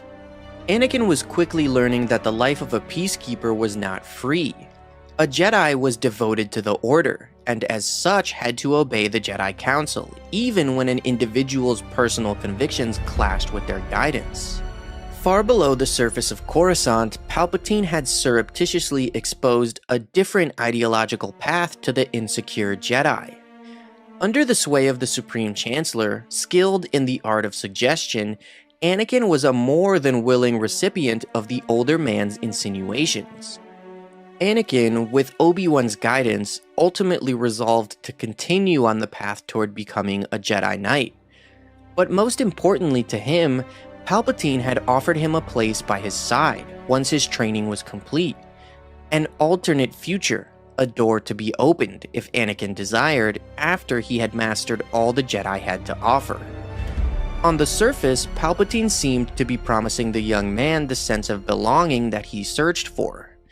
In reality, Palpatine saw Anakin as a powerful tool for his master plan, a new galactic empire with himself as supreme ruler. For the first time, Anakin felt the weight of a predetermined future when, standing before the Jedi Council, he was hailed as the Chosen One. His pride swelled at the notion, the first seeds of an arrogance that would fully bloom when he reached adulthood. Qui-Gon maintained that finding Anakin was the will of the Force. Even those Jedi who scoffed at Qui-Gon's fervent belief in prophecy could not argue against the vergence in the Force that surrounded the boy, a cosmic supernova that seemed to dwell deep inside him. However, despite Anakin's predisposition and strength in the Force, his training would require him to overcome both emotional and physical obstacles. Even at the age of 9, he was already far behind other Padawans and younglings in basic lightsaber skills. He had often unwittingly called upon his strong connection to the Force while at the controls of a hurtling pod racer, but actually harnessing the power of the Force was a very different matter. Anakin had no real understanding and therefore little respect for the Force as a spiritual guide through life. He could not wrap his young mind around the idea that he was a part of some all-powerful energy at work in the galaxy when he had endured so many individual hardships. If he were truly as strong as they said, he wondered why he had been enslaved his whole life, and why couldn't he have freed his mother with a flick of his Force-wielding hand? As the Jedi Council gazed upon Anakin for the first time, wise, diminutive Master Yoda sensed that Anakin was gripped by fear, and fear was a dangerous ally. For the Jedi, fear was a path to the dark side of the Force, an entry point to misgivings that could be nursed into anger and hate. Nevertheless, Anakin's emotional response to his situation, including his fears, was a very human reaction to the sudden upheaval he had experienced in his life. Qui-Gon believed that with the proper guidance, Anakin's natural anxieties would subside and be replaced by a Jedi's clarity of vision. If Qui-Gon was correct, the boy would bring balance to the Force, defeating the creeping darkness that was already beginning to cloud both the Force itself and the Jedi Order's abilities to perceive the threat to it. However, where Qui-Gon saw promise, Obi-Wan and many on the Jedi Council sensed trouble. Obi-Wan did not hide his concern, even from Anakin himself. The boy's raw power in the Force was something to be wary of. He was malleable, and in the wrong hands, such explosive potential could be turned to evil. Qui-Gon's death on Naboo would have a monumentous impact on Anakin. In a few short days, Anakin's life was completely altered and reimagined by the guidance and teachings of this mysterious Jedi. With his swift demise, all Anakin could think was, what will happen to me now? In the darkest corners of his mind, fear sent him spiraling into hypothetical scenarios where he was forced back into servitude, never to see his mother again. Although no one realized what was at stake at the time, Anakin's very future hung in the balance. Had Qui-Gon survived and Maul been vanquished, Anakin would have been raised under the watchful, calm tutelage of a seasoned teacher. Although the two would likely have had their disagreements, Qui-Gon's compassion for the former slave might well have brought about a very different outcome. Perhaps Qui-Gon himself would have helped his Padawan return to Tatooine and free the slaves. At the very least, he would have empathized with Anakin's restlessness with the strict Jedi code, offering solutions beyond the scope of Obi-Wan's regulation-driven mind. As it was, almost as quickly as he'd found it, Anakin lost the closest thing he had ever had to a paternal presence, a willing guide with an unshakable belief in his abilities. For those precious few days, Qui-Gon was a calm advisor, a much-needed buoy for the stormy passions of the young, Force-sensitive boy. The specter of Qui-Gon would loom large in Anakin's thoughts as he embarked on his quest to become a Jedi, and the trauma of losing his master would haunt Anakin in a very different way than the separation from his mother. While Shmi held the assurance of the comforts he knew, Qui-Gon had given him the promise of a meaningful future. The patient Jedi represented a bridge between Anakin's former enslaved self and the vast unknown, a future of infinite possibilities the boy was only beginning to grasp. The sole remaining constant in Anakin's life was the Force itself. The soon-to-be trained Jedi Padawan could feel the thrum of energy binding the galaxy together. Watching Qui-Gon's body turn to ash on a sacred funeral pyre, Anakin felt a profound sense of loss. In light of the prophecy, Anakin wondered if his very existence had somehow brought danger upon his kind friend. With Obi-Wan's help, Anakin hoped to prove Qui-Gon's most earnest and heartfelt belief, that he was truly the Chosen One. With the calm, caring, guiding influence of Shmi and Qui-Gon gone, Obi-Wan Kenobi stepped into the breach to fill the emotional void in Anakin's life. As Anakin grew up, he idealized his memory of Qui-Gon, especially in the moments when he found himself at odds with Obi-Wan. The Jedi Knight made good on his promise to Qui-Gon, fulfilling his dying wish with the blessing of the Jedi Council to take Anakin as his Padawan. Master Yoda was a lone dissenting voice, concerned by the danger he felt inherent in the boy's training. In their first years together, Anakin came to see Obi-Wan in much the same reverent light he held Qui-Gon's memory, looking up to his master with awe and unwavering belief. But in his mind's darkest corners, Anakin's perception of his master was gradually colored by doubts he had overheard Obi-Wan express when Anakin was just a boy. Obi-Wan had called him dangerous, and no matter how hard he tried to shake the thought from his mind, the remark embedded itself in Anakin's subconscious. In moments of despair, Anakin's deepest fears appeared to him as an ugly truth. Because Qui-Gon Jinn had died, Obi-Wan was stuck with an apprentice he didn't want or ask for, and one whom he believed would do more harm than good. Anakin had great difficulty understanding the rules that governed the scope of the Jedi's activities.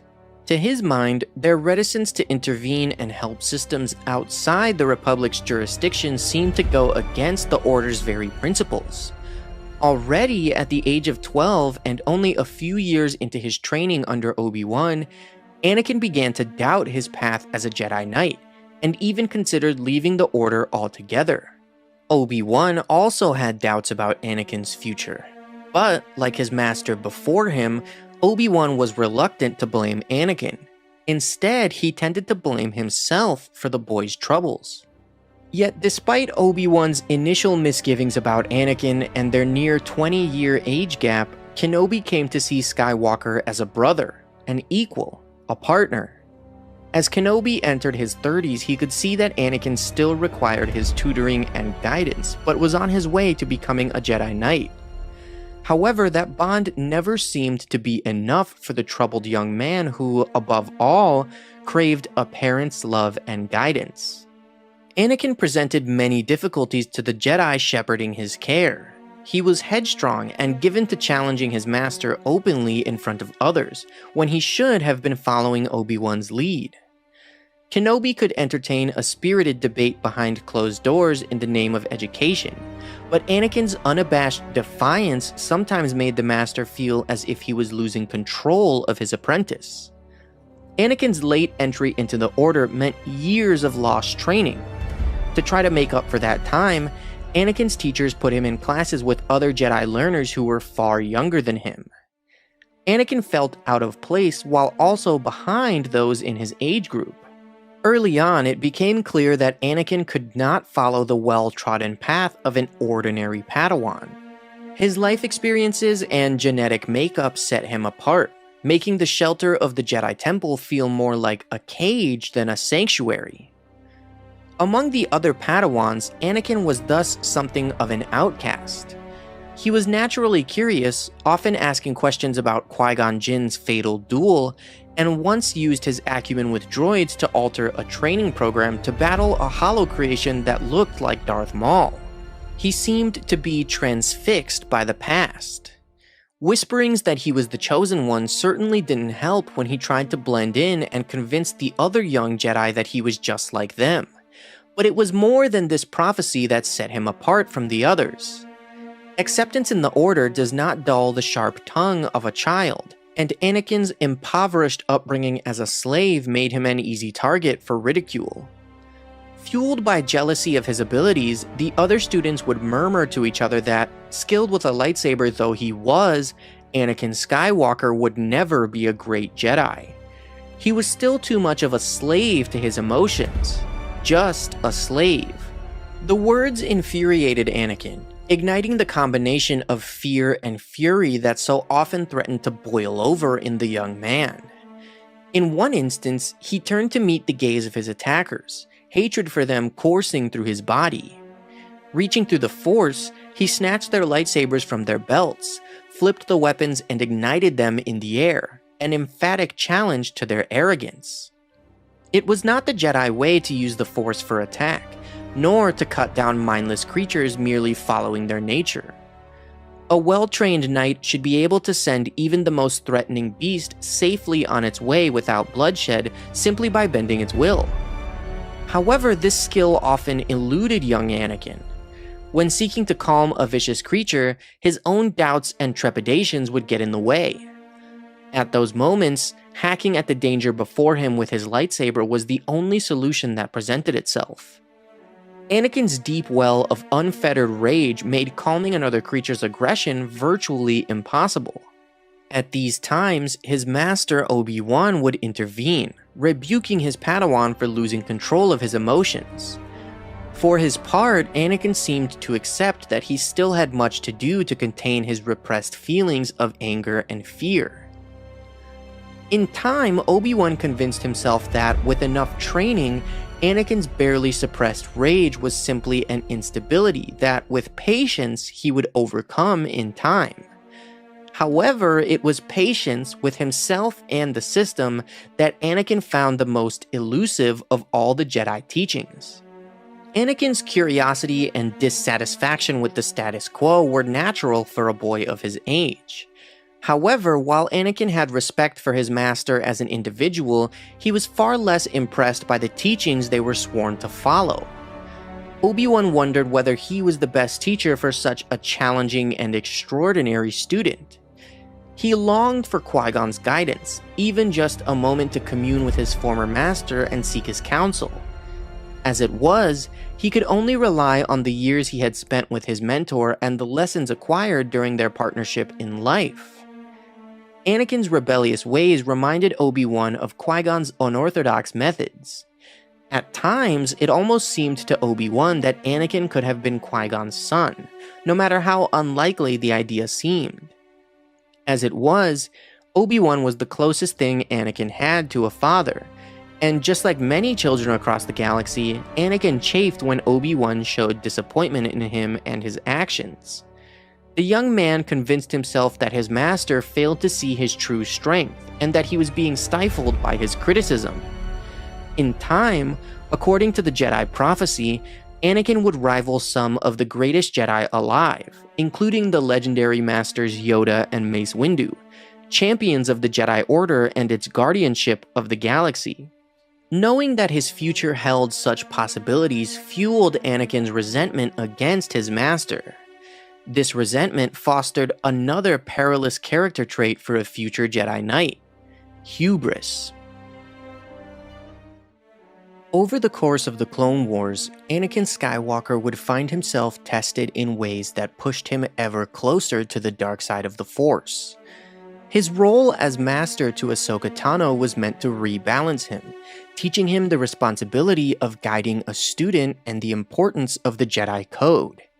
Yet, when Ahsoka left the Order, the repercussions would shake Anakin to his core, pushing him further down the path to darkness as his own fears and the execution of the Sith Grand Plan loomed closer. In the canon book Skywalker: A Family at War, the intricacies of Anakin and Ahsoka's relationship, as well as his thoughts when she walked away from him, are explained. As the war raged on, Anakin found it analogous to the paradoxical nature of his own soul, where his desires were locked in battle with the emotions the Jedi forbade. He tried desperately to maintain some level of control. The prophetic weight of being heralded as the Chosen One, a mortal man on whose shoulders the fate of the galaxy rested, only added to his inner conflict. His future was thrown into uncertainty as he struggled to meet the expectations of the Jedi Order and its ideals amid the chaos of the Clone War. It was Grandmaster Yoda who assigned the young Ahsoka Tano to be Anakin's Padawan. Yoda hoped that the responsibility of guiding a young and powerful apprentice would help Anakin quell his turbulent nature. It was obvious that the young Jedi Knight still yearned for parental acceptance and support. By taking on a Padawan, Anakin could fulfill the nurturing role of a paternal presence himself, and emerge the powerful Jedi the prophecy needed him to be. Yoda hoped that Qui-Gon Jinn was right and Anakin would balance the Force, but first Anakin had to find his own internal peace, and teaching Ahsoka would make a fine test. Embracing the role of a master forced Anakin to confront his deepest fears and contend with some of his own most abrasive traits. Their partnership was not an easy one, as Anakin watched over her anxiously, like a worried parent. He was unaware that his fervent desire to keep her safe from harm was a manifestation of a secret desire to control the lives of those close to him, and in doing so control his own destiny. When Ahsoka was framed for bombing the Jedi Temple, Anakin stood by her side and never doubted her innocence. When she was ultimately exonerated, Anakin comforted himself with the thought that he alone had never doubted her. However, even this solace was to be denied him. Ahsoka refused to return to the ranks of the Jedi. Having been falsely accused and cast out of the Order, Ahsoka did something that few Jedi had dared to do before. Despite Anakin's heartfelt pleas to reconsider, she walked away. By doing so, Ahsoka accomplished something Anakin was too afraid to do himself. Like her, Anakin had also lost faith in the Jedi. He had spurned their strict code and violated their protocols countless times in the name of justice and desire. But he was not strong enough to take a stand and walk away. The Jedi Order had been his life. The Jedi had freed him from slavery and offered him a home. Despite all the reasons he had to follow Ahsoka, abandoning the Jedi felt like a terrible mistake. Anakin thought that he owed them too much. In the end, Yoda had succeeded in teaching the value of letting go of all one feared to lose. Only it was Ahsoka who had mastered the lesson, leaping into the unknown, while Anakin was left with familiar feelings of abandonment. Anakin's training of Ahsoka was essentially a test devised by the Council to discover if he was truly capable of following the Jedi path, by calming his turbulent mind and helping an apprentice learn the ways of the Force. After he exhibited overprotectiveness and Ahsoka rejected the Jedi altogether, it appeared that Anakin had resoundingly failed the test.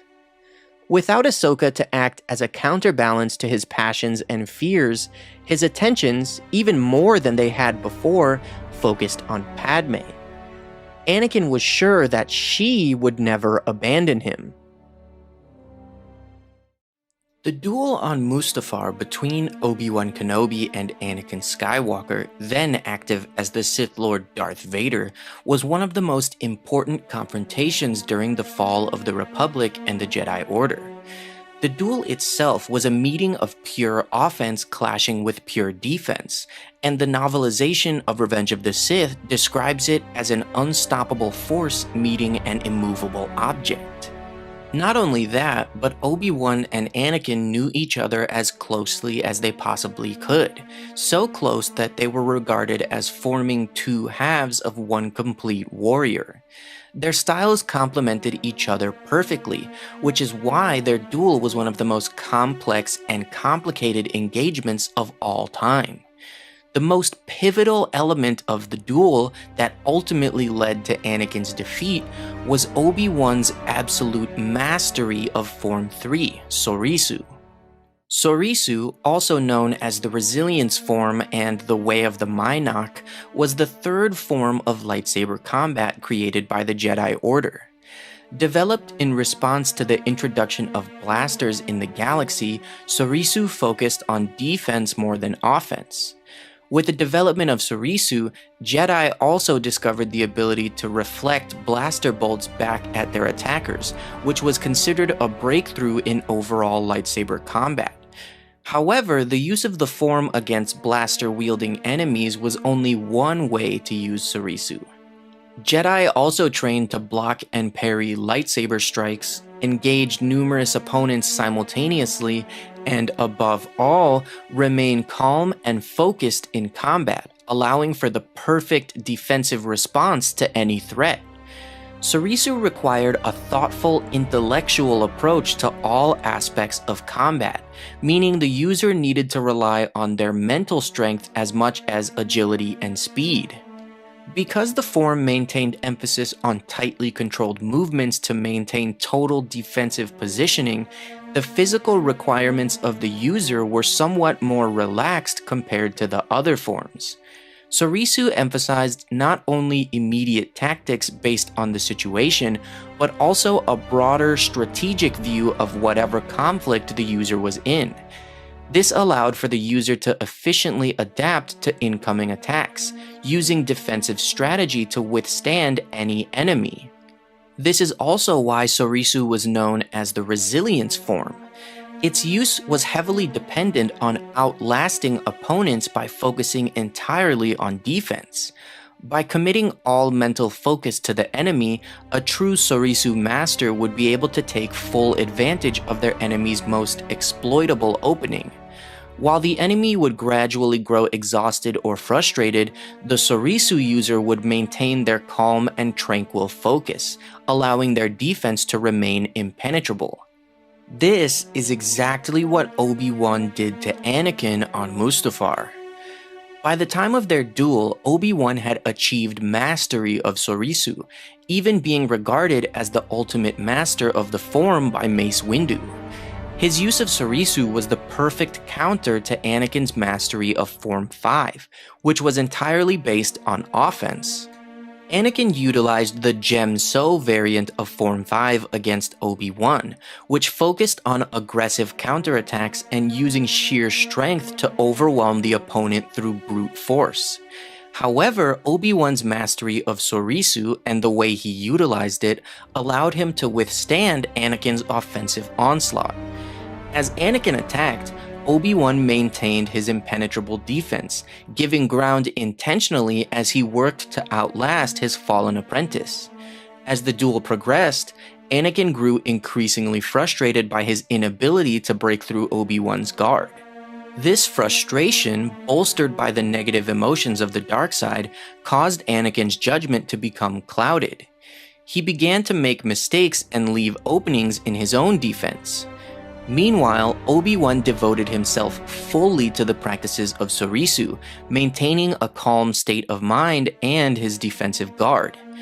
Analyzing the tactical advantages of his surroundings, Obi-Wan was able to gain the high ground over Anakin, knowing that the latter was likely to make another mistake. Anakin's frustration did boil over, and he made the horrible decision of trying to jump over Obi-Wan, allowing the Jedi Master to mutilate him and end the duel. His victory was truly remarkable, given Anakin's raw power in the Force and unmatched skill in lightsaber combat. By following the way of Soresu, perfectly embodying the name of the Resilience form, Obi-Wan used his defensive mastery to outlast Anakin for the entire duel and emerge victorious. As Obi-Wan knelt beside Padme's crumpled body, he felt for a pulse and wondered what Anakin had done. In the Force, he could feel Anakin burning like a fusion torch. Obi-Wan looked at the best friend he had ever had with sadness. Anakin offered to let him walk away, to hide in the peace granted by the new Empire, but Obi-Wan refused, and insisted that only a Sith dealt in absolutes. In response, Anakin ignited his lightsaber, and Obi-Wan sighed, bringing his own blade before him, stating that he would do what he must. Anakin leapt, and their blue blades crossed, clashing like lightning bolts as the volcano above them echoed with blasts of fire. Blade to blade, they were identical. After thousands of hours in lightsaber sparring, they knew each other better than brothers, more intimately than ever. They were complementary halves of a single warrior.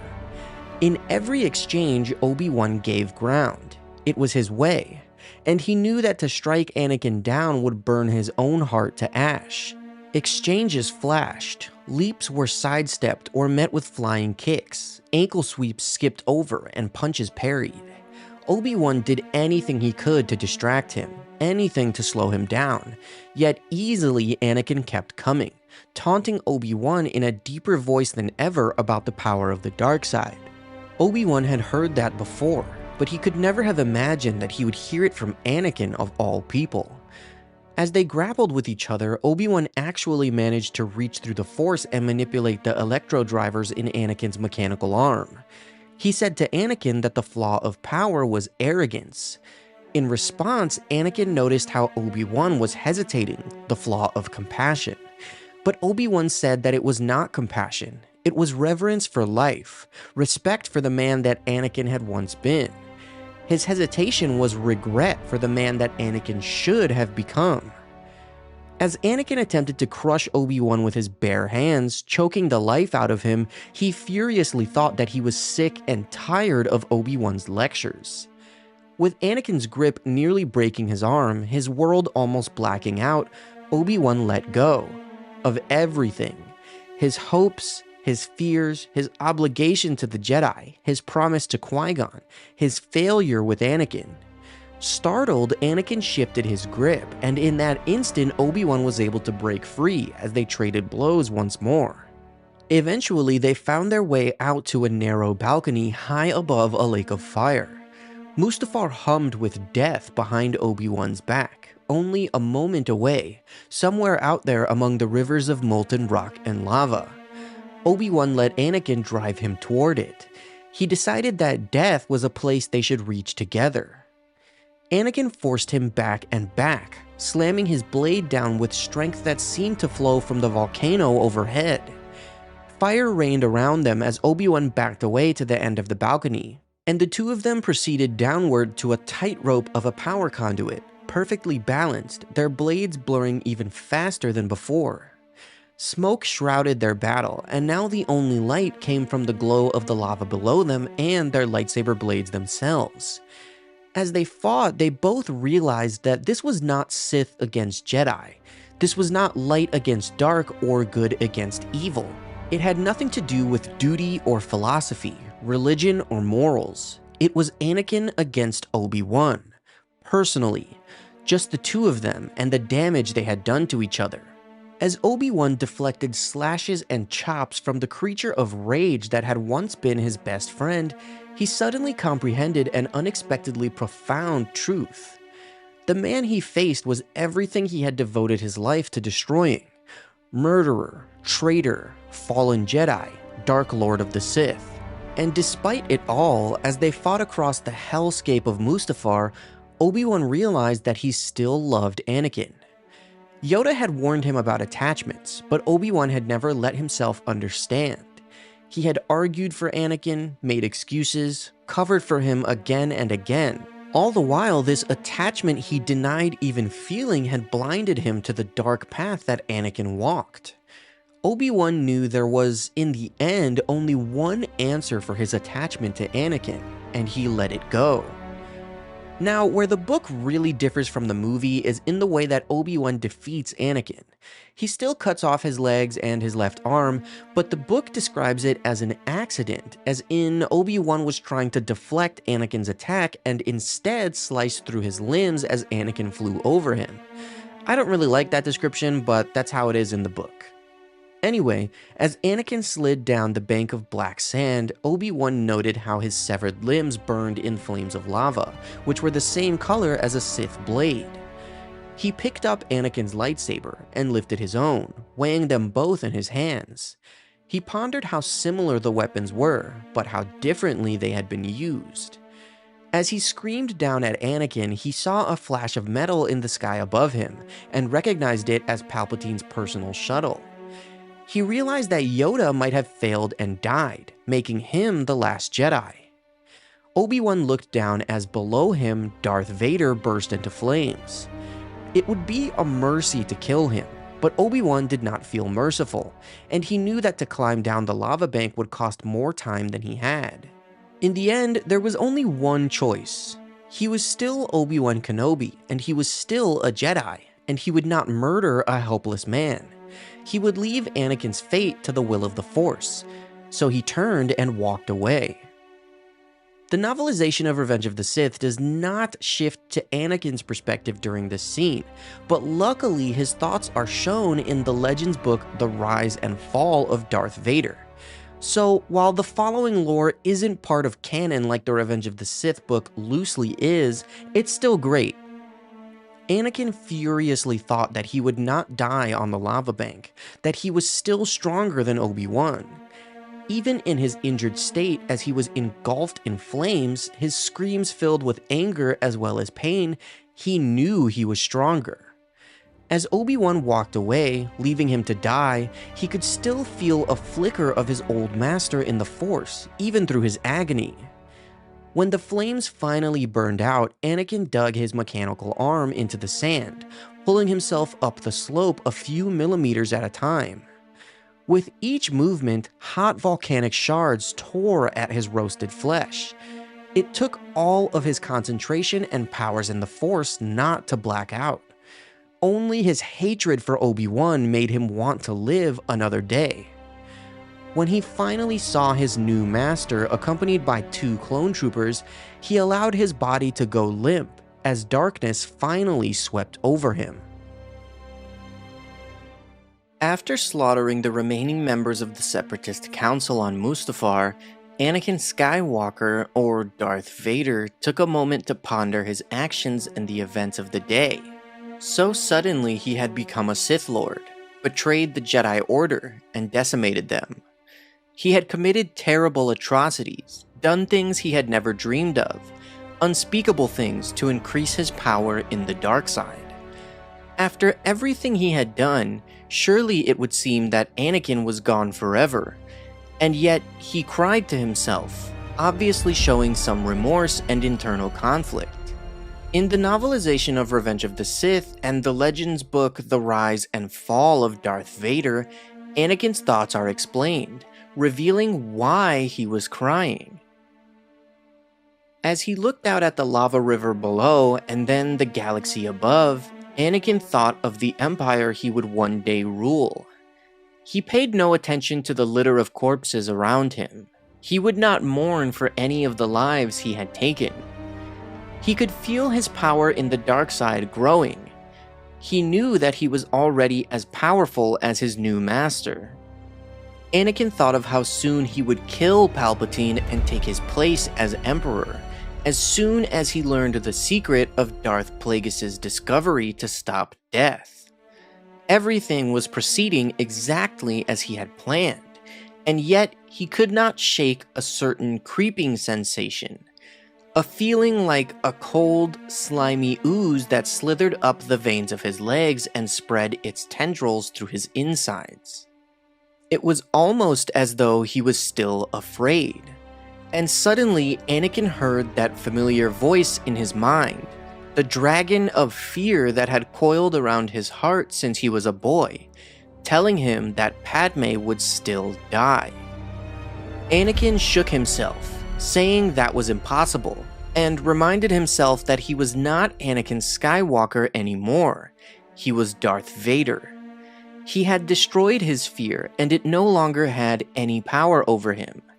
Yet he still felt as though when he had destroyed that dragon of fear, it had sunk its venomous fangs into him, and now its poison was chilling him to the bone. He heard the dragon whisper that all things died, even stars burnt out. Vader was plagued with the feeling that Padme's death was inevitable, still looming in the future like some unavoidable calamity, and he was also overcome with a sudden sense of mourning, not for those he had killed, but for his former self, for Anakin, the young boy from Tatooine that loved his mother, loved to fly, loved to help, and dreamed of becoming a Jedi. As he was overcome with grief and fear, Vader was unable to hold back the tears that streamed down his cheeks. He thought to himself that Anakin Skywalker was gone forever, but what did that truly mean? Was he truly gone? After all, he thought, Padme had fallen in love with Anakin, not Darth Vader. What's going on, guys? I hope that you are all doing well. Today, I want to talk about something that I always find very interesting, which is the corruption of the dark side of the Force and how that affects characters' minds. I want to talk about Anakin's thoughts when he turned to the dark side in Revenge of the Sith, because I think that this is a topic that is really helped by the supplemental material in the books. Let's jump right in. When Anakin Skywalker turned to the dark side of the Force, he experienced what all Darksiders go through, pure corruption of both mind and body. The dark side, fueled by negative emotions, influences the mind in dangerous and dark ways. Those who walk the path of darkness will begin to lose themselves immediately, and in Anakin's case, that came as he rationalized destroying the Jedi Order, betraying the only family he had ever known, and slaughtering children who viewed him as their protector. But even after that, when confronted by his wife Padme on Mustafar, Anakin was disinterested in saving her life, believing himself to be all-powerful and destined to take control of the new galactic empire. Although his fall had come as a result of his desperation to save Padme from his visions, even she couldn't get through to him, and he choked her into unconsciousness when he believed she had brought Obi-Wan to kill him in an act of betrayal. The one person that Anakin had been closer with longer than Padme was Obi-Wan. He was Anakin's master, father figure, and brother. They had become one, an unstoppable team within the Force during the Clone Wars, bonded closer than ever. So why did Anakin disregard all of that immediately when Obi-Wan confronted him on Mustafar? How could he look at his brother with nothing but pure hatred after everything they had been through? Luckily for us, Anakin's thoughts are explained in the canon book Skywalker: A Family at War, fully fleshing out how he perceived Obi-Wan through the corrupted vision of the dark side. As the Sith apprentice of Darth Sidious, Anakin was once again an obedient slave, just like he had been during his childhood on Tatooine. As his mind became more and more twisted, Anakin persuaded himself that his brutal actions were the justified means to a noble end. When Padme informed him of the accusations Obi-Wan had made about his new allegiance to the dark side, Anakin was furious. Just as Palpatine had predicted, Obi-Wan had become his enemy. Anakin's mind was so poisoned by Palpatine's manipulations that he could see no other explanation. One of the most interesting things that this passage confirms for us is that Anakin was actually thinking of Darth Plagueis of all people at that very moment on Mustafar. Despite crushing those he believed to be his enemies and taking his seat at the right hand of the newly crowned Emperor, Anakin felt more insecure than ever. Like a typical Sith Lord of old, he was not satisfied with the power he had gained, and was terrified of losing everything just as Plagueis had. When Anakin saw Obi-Wan's silhouette in the doorway of Padme's starship, he concluded that the two had conspired against him. Padme was the first to feel his wrath, being choked with the Force and then dropped to the ground unconscious. Furious and hurt by his delusions of their supposed betrayal, Anakin was desperate for someone to blame. He couldn't be angry at Padme for long, since he had always put her on a pedestal. He couldn't blame Palpatine, his new mentor who had helped him become more powerful than the Jedi who had held him back his entire life. Thus, from Anakin's twisted perspective, all roads led back to Obi-Wan Kenobi. Incapable of being the father figure that Anakin yearned for, Obi-Wan had failed to help him control the instincts that led him to become a Sith. To make matters worse, Obi-Wan had somehow managed to turn Padme against him too. As one of the last surviving Jedi, Anakin took Obi-Wan's mere existence as an insult to what he stood for as a Sith Lord. He seemed to embody everything Anakin sought to eliminate from the galaxy. Anakin was so far beyond reason that he viewed anyone who refused to bow before the Sith as his bitter enemy. As he prepared to fight his former master, Anakin felt that the Jedi he had once been was fully eradicated. He was something new, something darker, a warrior born of the dark side, eager to keep his power by any means. Darth Vader would gladly strike down Obi-Wan if it meant keeping his strength.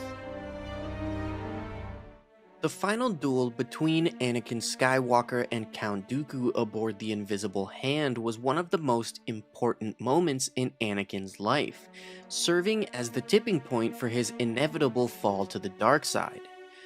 During their fight, motivated by Palpatine's encouragement, Anakin tapped into his fear and anger to fuel his power, giving him the strength to kill Dooku. In doing so, he unknowingly cemented himself as Dooku's replacement as the Sith apprentice of Darth Sidious.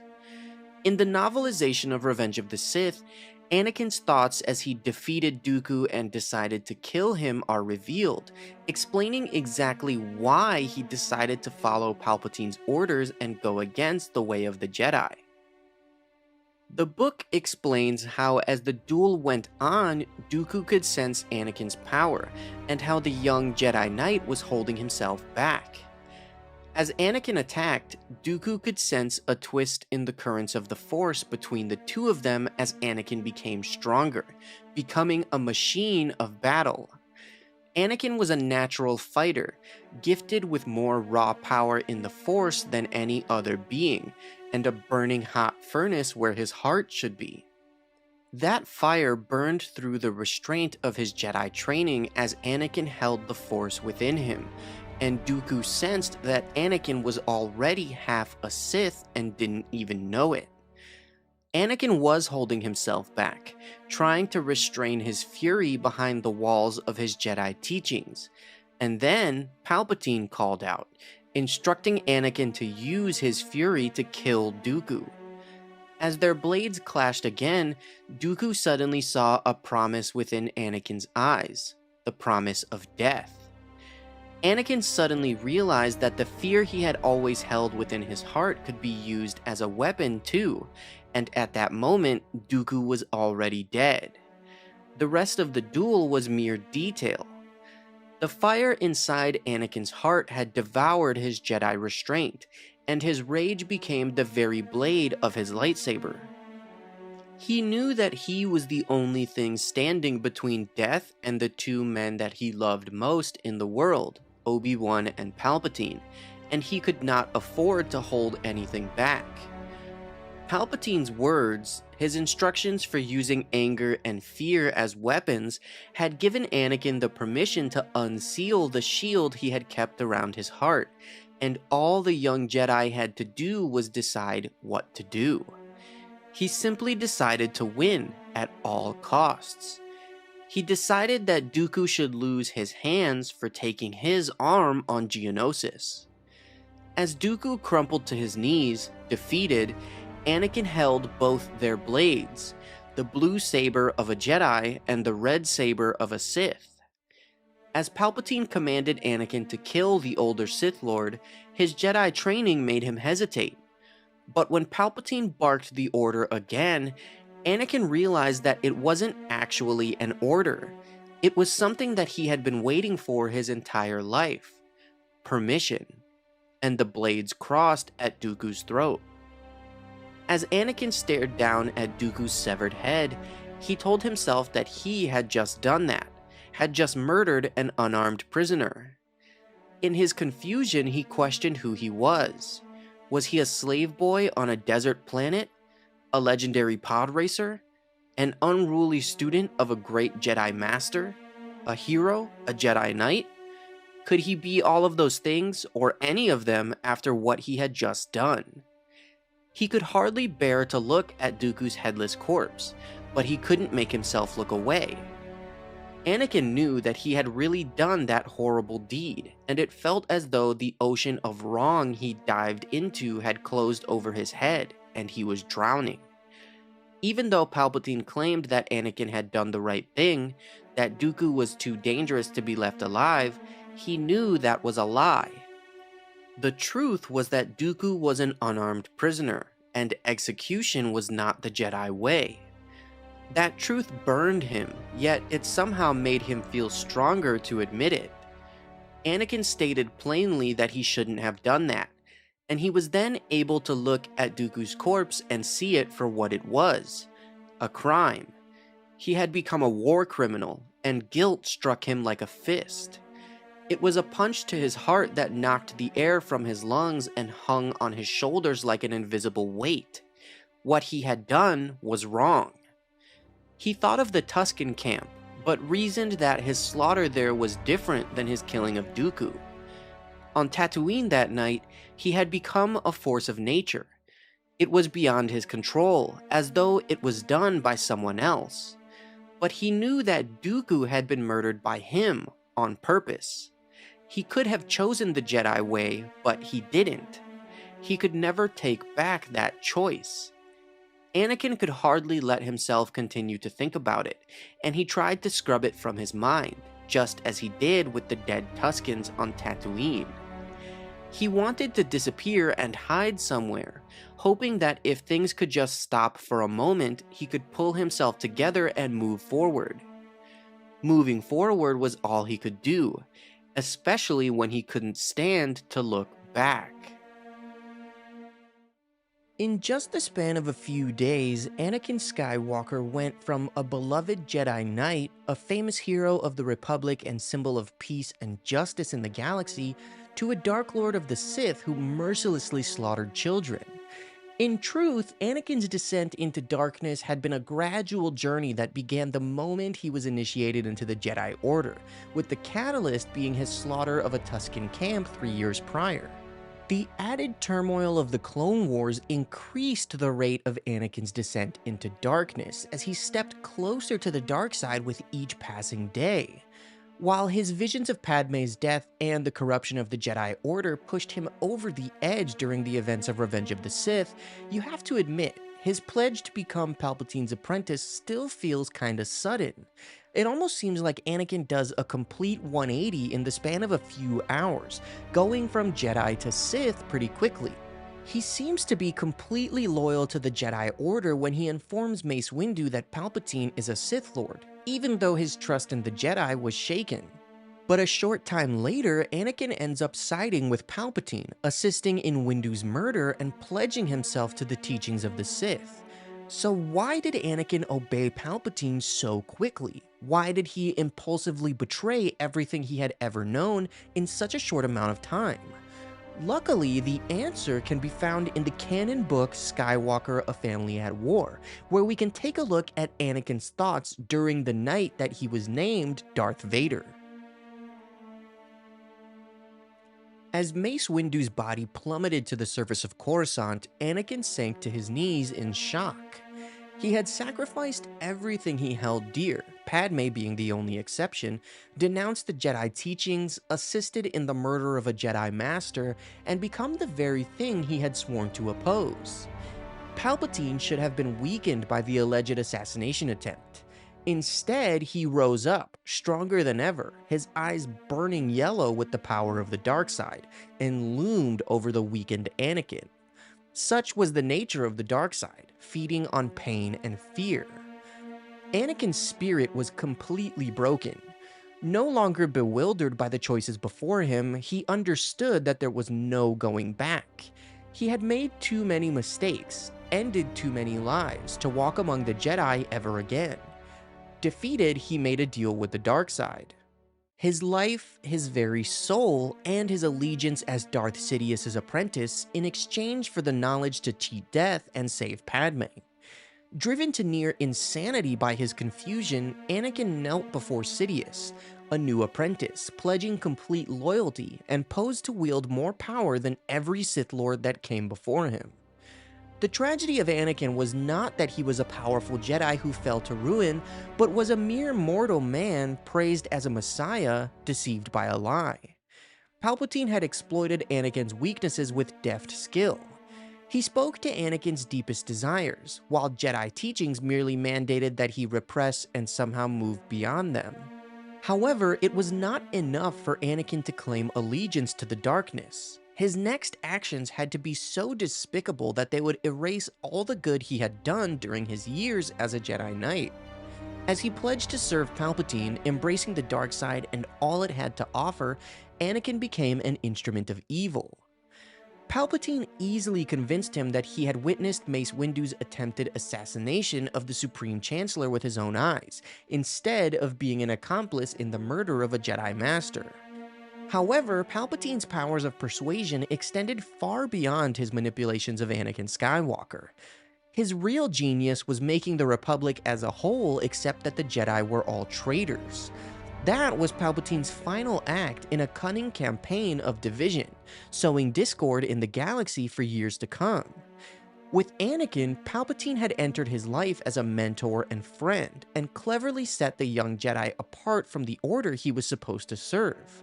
He had helped inflate Anakin's ego, buoyed his confidence, and stoked his impulses to acquire, own, and control everything he ever wanted. In doing so, he had taken the supposed chosen one of Jedi prophecy and turned him into an agent of darkness. Palpatine told his new apprentice, Darth Vader, that he feared the Jedi would kill anyone who stood in their way, including the two of them and the members of the Senate. Anakin was so broken that he did not even protest for a moment. His new master sent him to eliminate all who remained in the Jedi Temple, and he instantly obeyed. Meanwhile, Palpatine executed Order 66. As Anakin marched toward his newly sworn enemies, the Force moved darkly around him. Holovids throughout the Jedi Temple captured the massacre in horrifying detail. Leading a battalion of clone troopers, Anakin stormed the hallowed ground where generations of Jedi had been trained. Many Jedi were murdered that night. Not even the terrified younglings were spared as they cowered in the council chambers. By cutting them down, Anakin wasn't just slaughtering the future of the Jedi Order, he was excising the last shreds of his own innocence. Each slice of his lightsaber was a sacrifice so that his child might survive. With every Jedi he slayed, Palpatine's hold on Anakin's soul grew tighter. What sweeter victory could there be for Sidious than to take control of the Chosen One and turn him into a tool of the Sith, forcing him to exterminate the Jedi and everything they held dear? And just as Palpatine had foretold, Anakin's pain, anger, and hatred made him stronger in the dark side of the Force. Now in complete servitude to his new master, Anakin once more took on a familiar role, one that had dominated his early years, that of a slave. For one who had struggled so much to bend events to his will, suddenly being stripped of his self-determination had an oddly freeing effect on Anakin. In some corner of his mind, he managed to persuade himself that his brutal actions were the justified means to a noble end.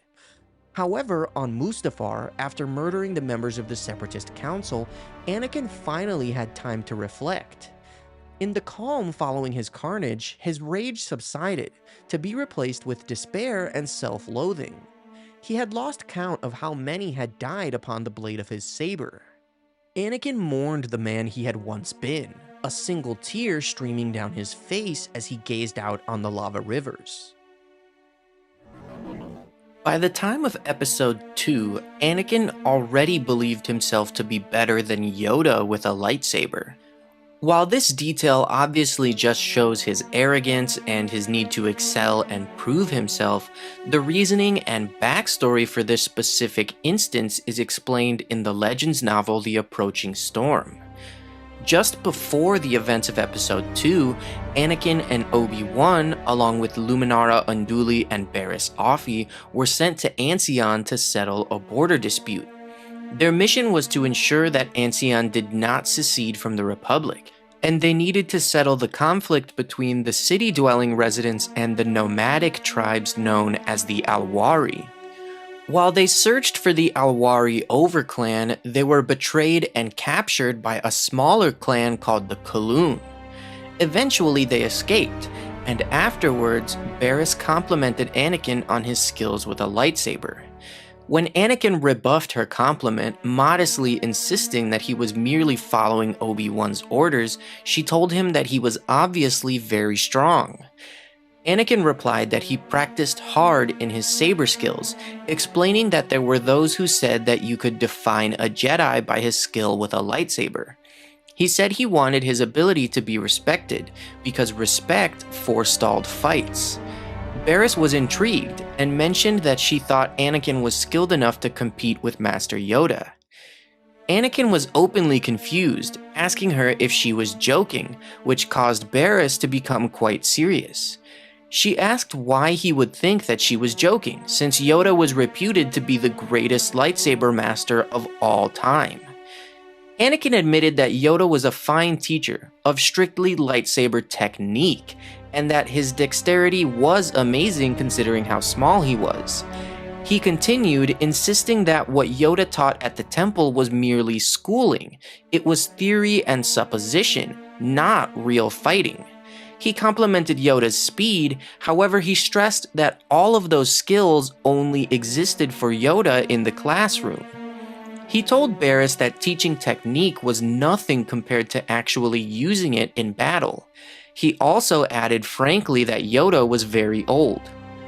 Barriss asked him if he thought that Yoda had never used his lightsaber in a real fight, which made Anakin laugh. He confirmed that that's exactly what he believed, and said he doubted Yoda ever dueled outside of the fencing arena. He wondered who Yoda could even fight, given his size. Barriss, growing annoyed, reminded him that it wasn't the size of a Jedi or the amount of power they held that mattered, but the strength of their heart.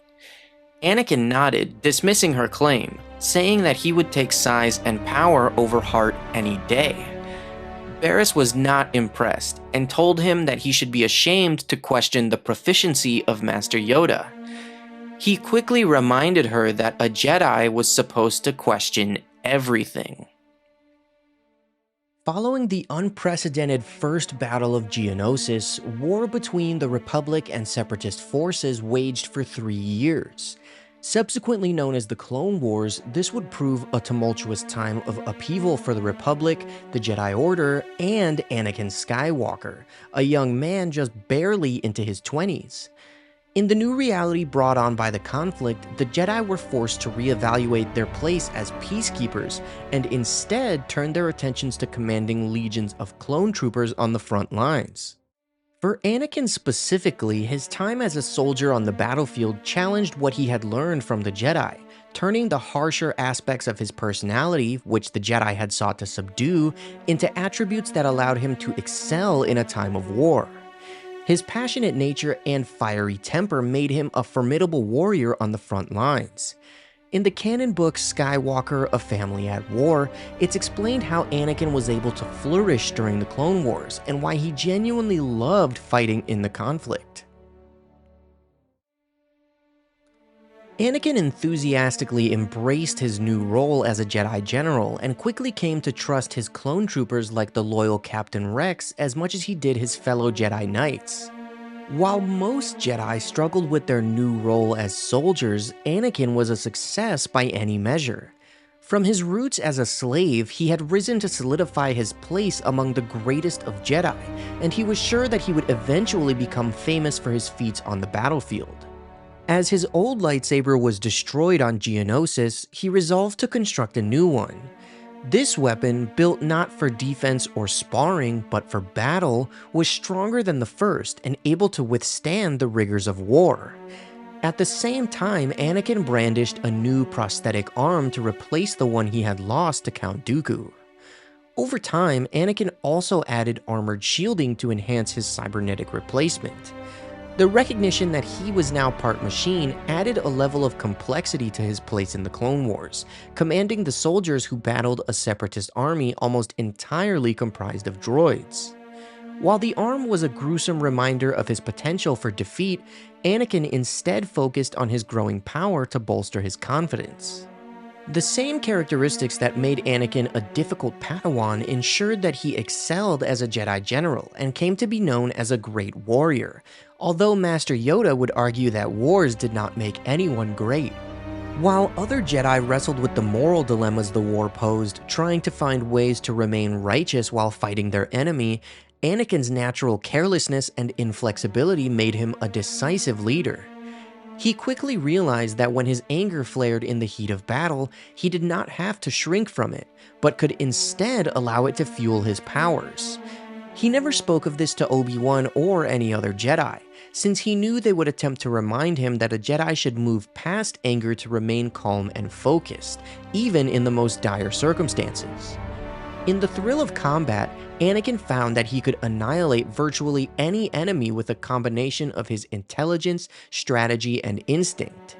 Like the heroes of the stories his mother had told him as a child, Anakin Skywalker's name tumbled from the mouths of pirates and smugglers, spreading tales of his triumphs across the stars.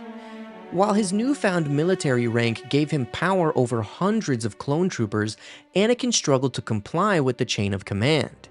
When duty took him to familiar places, or when facing the collateral destruction of innocents, his actions were strongly influenced by his personal feelings. With increasing frequency, Anakin's intentions to help the galaxy find the peace it found so elusive were being unconsciously thwarted by the dark side. Palpatine's influence helped persuade Anakin that the Jedi's ideals effectively made them incapable of the ruthlessness required for victory. As the months passed and the war showed no signs of abating, Anakin found it easier to justify his behavior to himself. Even as he slipped further and further away from the Jedi ideals, drawing ever closer to the dark side, he allowed himself to believe that what he was doing was right for the Republic cause. As the war entered its third and final year and Anakin turned 22, he found solace in the cacophony of battle and the unwavering loyalty of his troopers. The clones were literally born to be soldiers, dedicated to serving Anakin and the other Jedi generals. Among their ranks, it was understood and celebrated that General Skywalker would never ask his men to endure a risk he wasn't willing to undertake himself, nor send them to unknown locations while he remained safe on a ship's bridge. He never treated his troopers as dispensable, which was a point of pride for him and his clone troopers alike by the end of the war. In a rapid turn of events, Anakin Skywalker, hero of the Clone Wars and prophesied Chosen One, fell to the dark side of the Force and became the Sith Lord Darth Vader. He then led an attack on the Jedi Temple known as Operation Nightfall, decimating the Jedi Order, and slaughtered the leaders of the Separatist Council on Mustafar. Anakin's fall would culminate in a brutal duel with his former master, Obi-Wan Kenobi. Now, in all of Star Wars, we know that the Jedi use lightsabers that are usually blue or green and sometimes yellow or purple. The Sith use red lightsabers. Yet even after Anakin became Darth Vader, he still wielded his blue Jedi saber throughout all of the heinous acts he committed during Order 66 and during his duel with Obi-Wan. One question that I always had was, why didn't he have a red one when he was already a Sith Lord? I'm sure there's tons of videos that have been made on this over the years, but I wanted to put my spin on it and combine all of the explanations from both Legends and canon to explain why Anakin or Darth Vader didn't have a red lightsaber in Revenge of the Sith. First, let's look at what we know about Sith lightsabers in the Legends continuity. While the Jedi utilized natural crystals, the red lightsabers of the Sith were powered by synthetic crystals that they had to create themselves. The artificial crystals would need to be cooked inside a blast furnace and then shaped and molded with the Force in order to work inside a saber. This process could take an extended amount of time, from days to weeks. In the Legends book Dark Lord: The Rise of Darth Vader, Palpatine simply gives Vader a red crystal a few weeks after the events of Revenge of the Sith, and he builds his new lightsaber hilt.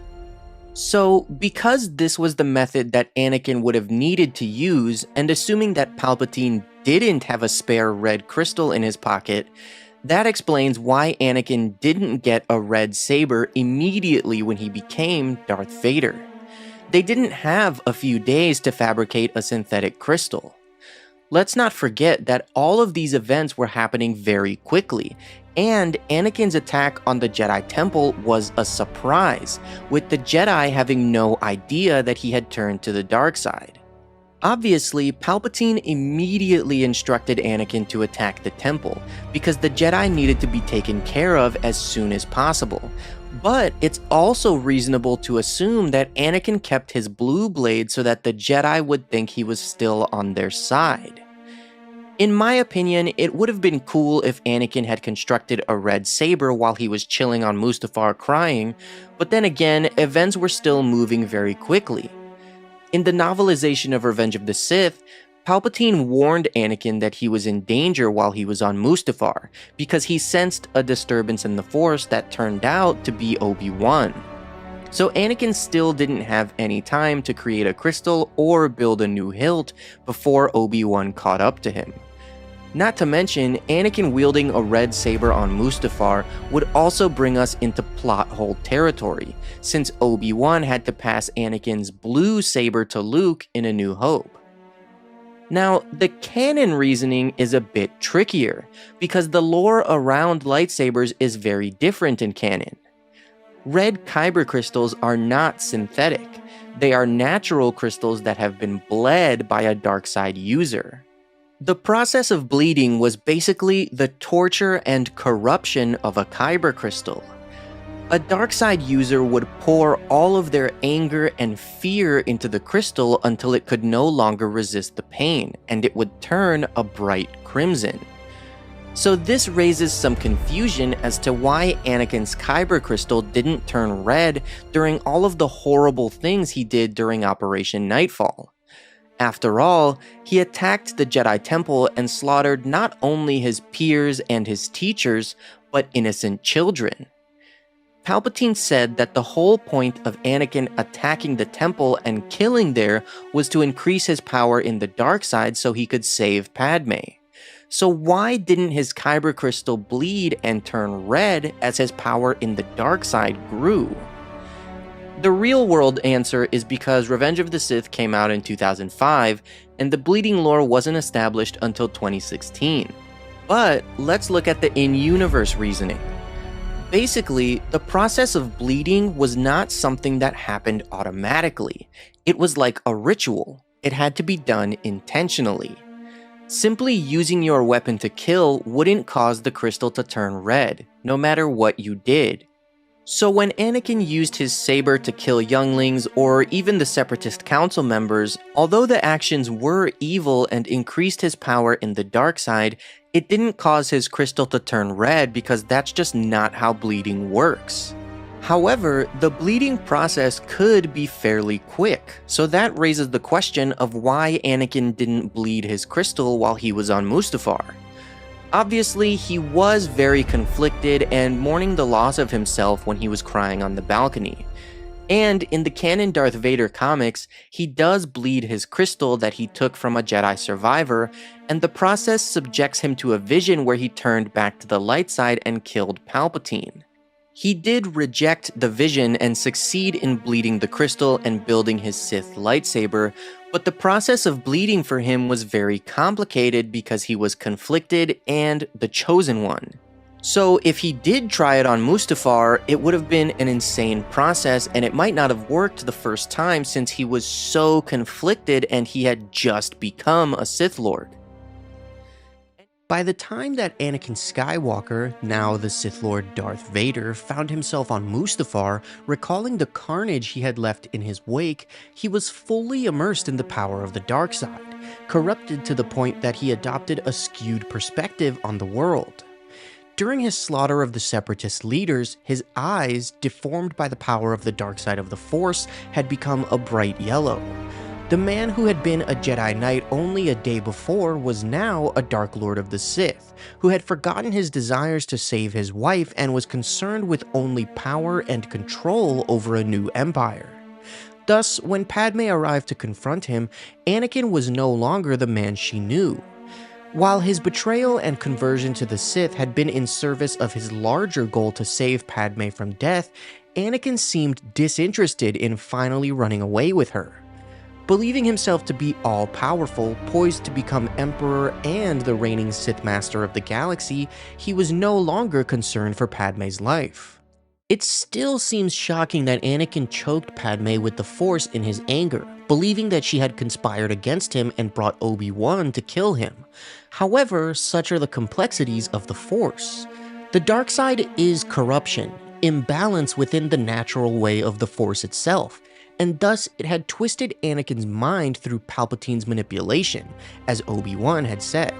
So why did Anakin choke and essentially kill Padme when his main motive was to keep her alive? Thankfully, his thoughts are beautifully described in the canon book Skywalker: A Family at War. As the apprentice of Darth Sidious, Anakin once more took on a familiar role, that of obedient slave. In some corner of his mind, Anakin managed to persuade himself that he and his new master's brutal actions were the justified means to a noble end. However, on Mustafar, he had time to reflect, as his rage subsided and was replaced with grief and self-loathing. Anakin mourned the man he had once been as he cried. The arrival of Padme's gleaming ship woke him from his brooding, and he rushed to meet her. His mood swung from joy to fury as Padme informed him of every terrible accusation Obi-Wan had made about his new allegiance to the dark side, and the unspeakable murder of the younglings. Just as Palpatine had predicted, Obi-Wan had become his enemy. Anakin's mind was so poisoned by the darkness that he could see no other explanation. The problem with coveting power is that no amount of authority and influence is ever enough. Despite crushing those he believed to be his enemies and taking his place as the right hand of the newly crowned emperor, Anakin felt more insecure than ever, terrified of losing everything just as Darth Plagueis had. Padme begged Anakin to join her on Naboo. There, she could have their child and they could live as a family without interference from the outside world. Retreating to her homeworld was surely their only chance to escape, to salvage their relationship. For his entire life, Anakin was most comfortable bonded with another, two against the rest of the world. It was how he had been raised by his mother, how he had forged his marriage with Padme, how he had perceived his union with both Obi-Wan and Palpatine. He had always exalted Padme above all others. On that day, that meant that Darth Vader believed himself even stronger than his Sith master, and thus able to overthrow him. Believing that he had single-handedly brought peace to the Republic, blinded to the demise of the once great democracy, Anakin now craved dominion over the remade galaxy. Years before, Anakin had once told Padme that he didn't believe in democracy. Its wheels turned too slowly for him. He hungered for a system where a wise leader could force politicians to agree to solutions to political problems. At the time, she believed that the dictatorship he described was a boyish joke, a sly way of poking fun at her ardent belief in public service and the rights of individuals. On Mustafar, she knew by Anakin's tone and the fire in his eyes that what he was proposing was exactly that kind of tyrannical government. According to him, everyone and everything in the galaxy needed to be controlled by him alone. Something in Padme broke. Perhaps it was her heart, or simply her ability to continue concocting justifications for Anakin and his mounting transgressions. Fearless and decisive, Padme refused to follow her husband down the dark path he was so intent on treading. With one final plea, she begged him to stop before it was too late and return to the light. But Anakin's eyes had drifted from the face of his wife to rest on the silhouette of Obi-Wan Kenobi in the doorway of her starship. Concluding that Padme and Obi-Wan were conspiring against him, Anakin reached out with the Force, seizing his wife by the throat. Padme was entirely unprepared for the shocking intensity of Anakin's wrath, and she crumpled to the ground, unconscious but still alive.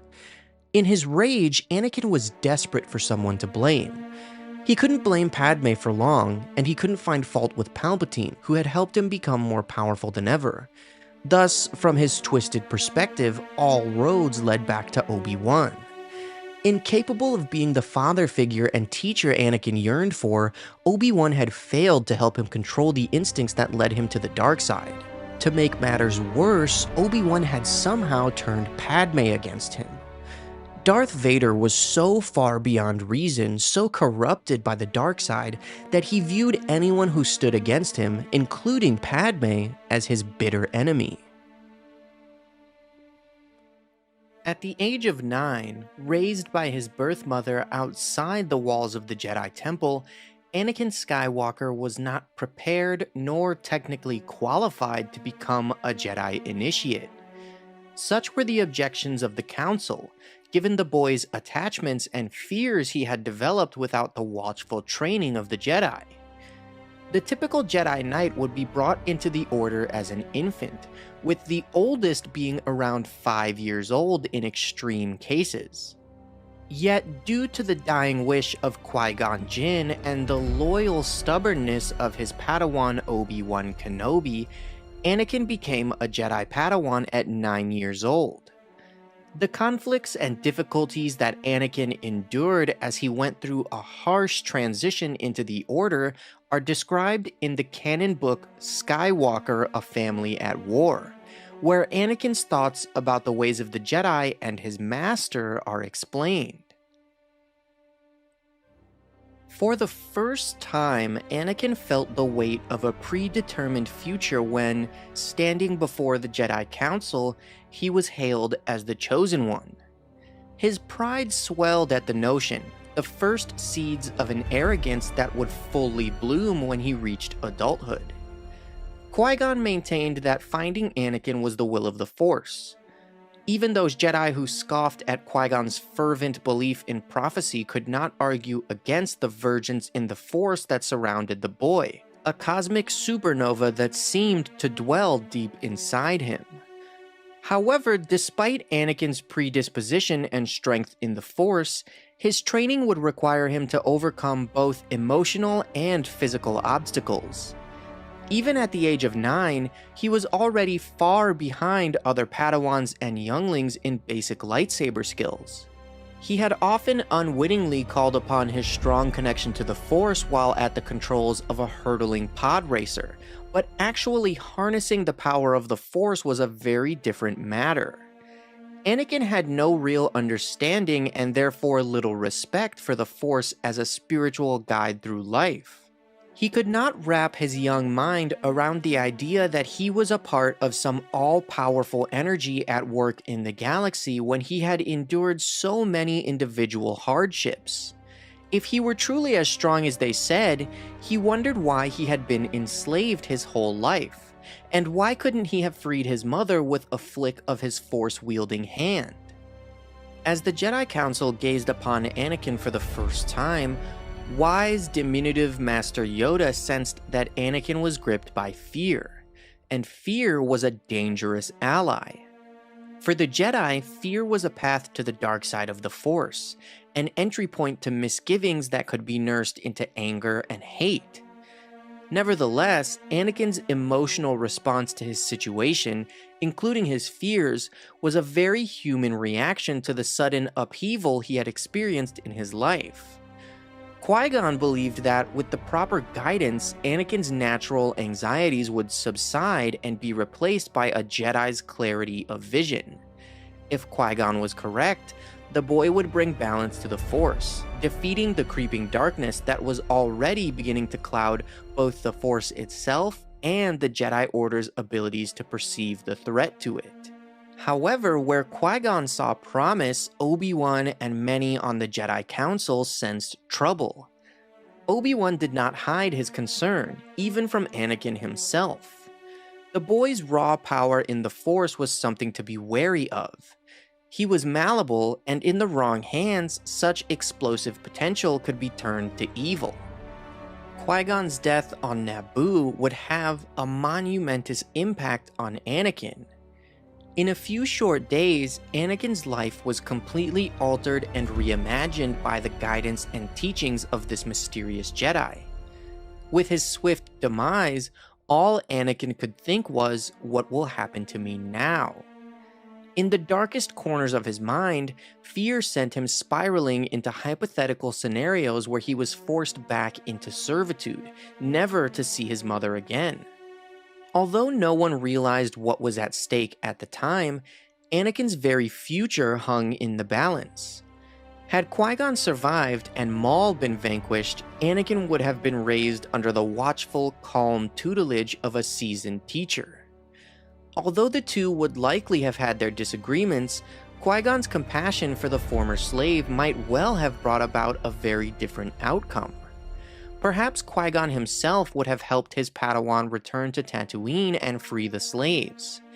At the very least, he would have empathized with Anakin's restlessness with the strict Jedi code, offering solutions beyond the scope of Obi-Wan's regulation-driven mind. As it was, almost as quickly as he'd found it, Anakin lost the closest thing he had ever had to a paternal presence, a willing guide with an unshakable belief in his abilities. For those precious few days, Qui-Gon was a calm advisor, a much-needed buoy for the stormy passions of the young, Force-sensitive boy. The specter of Qui-Gon would loom large in Anakin's thoughts as he embarked on his quest to become a Jedi, and the trauma of losing his master would haunt Anakin in a very different way than the separation from his mother. While Shmi held the assurance of the comforts he knew, Qui-Gon had given him the promise of a meaningful future.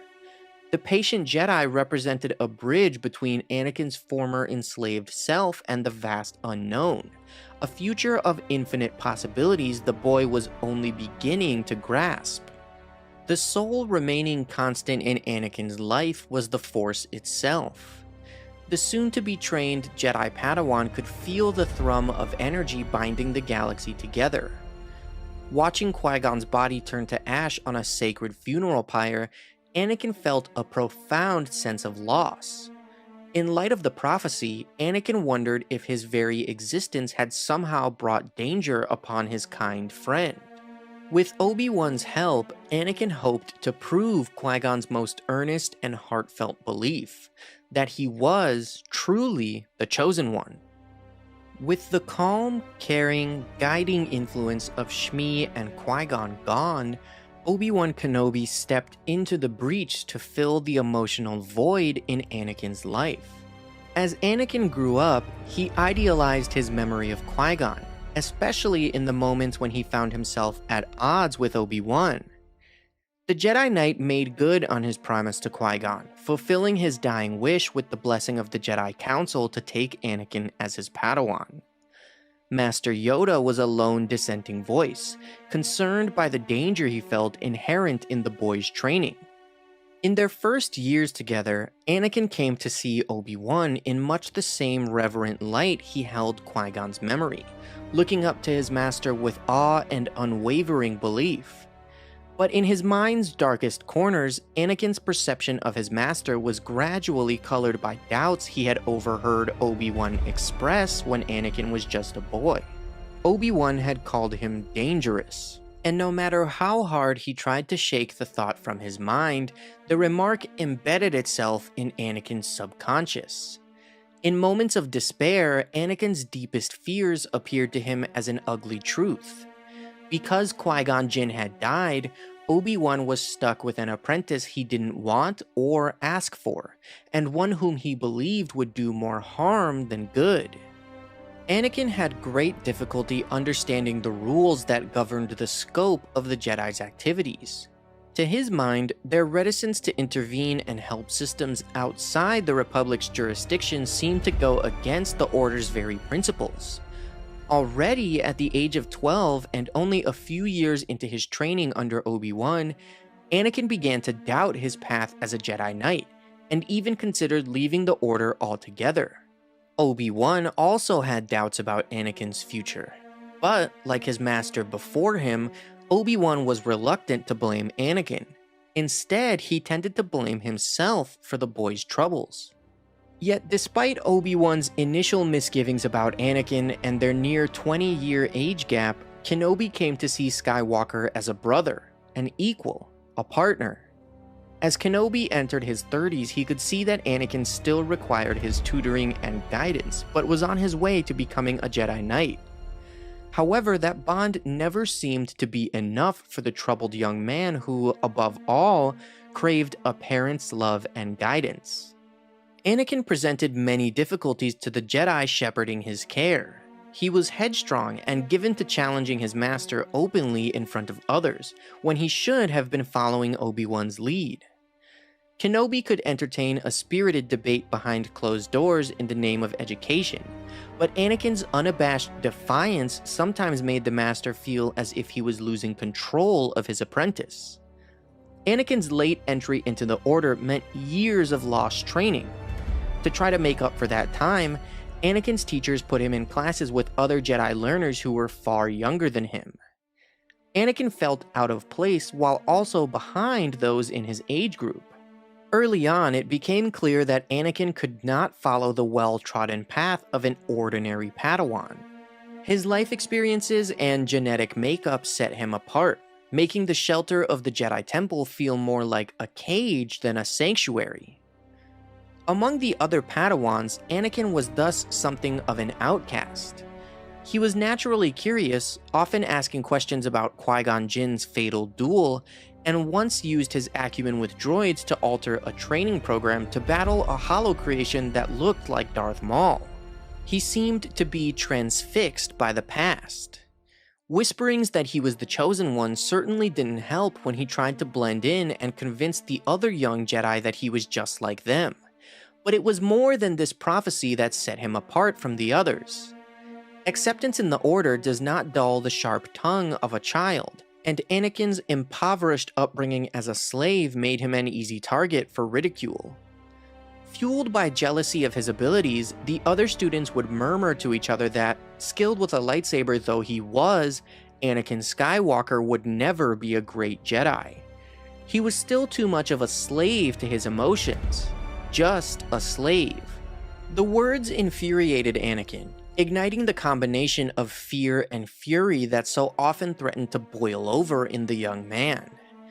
In one instance, he turned to meet the gaze of his attackers, hatred for them coursing through his body.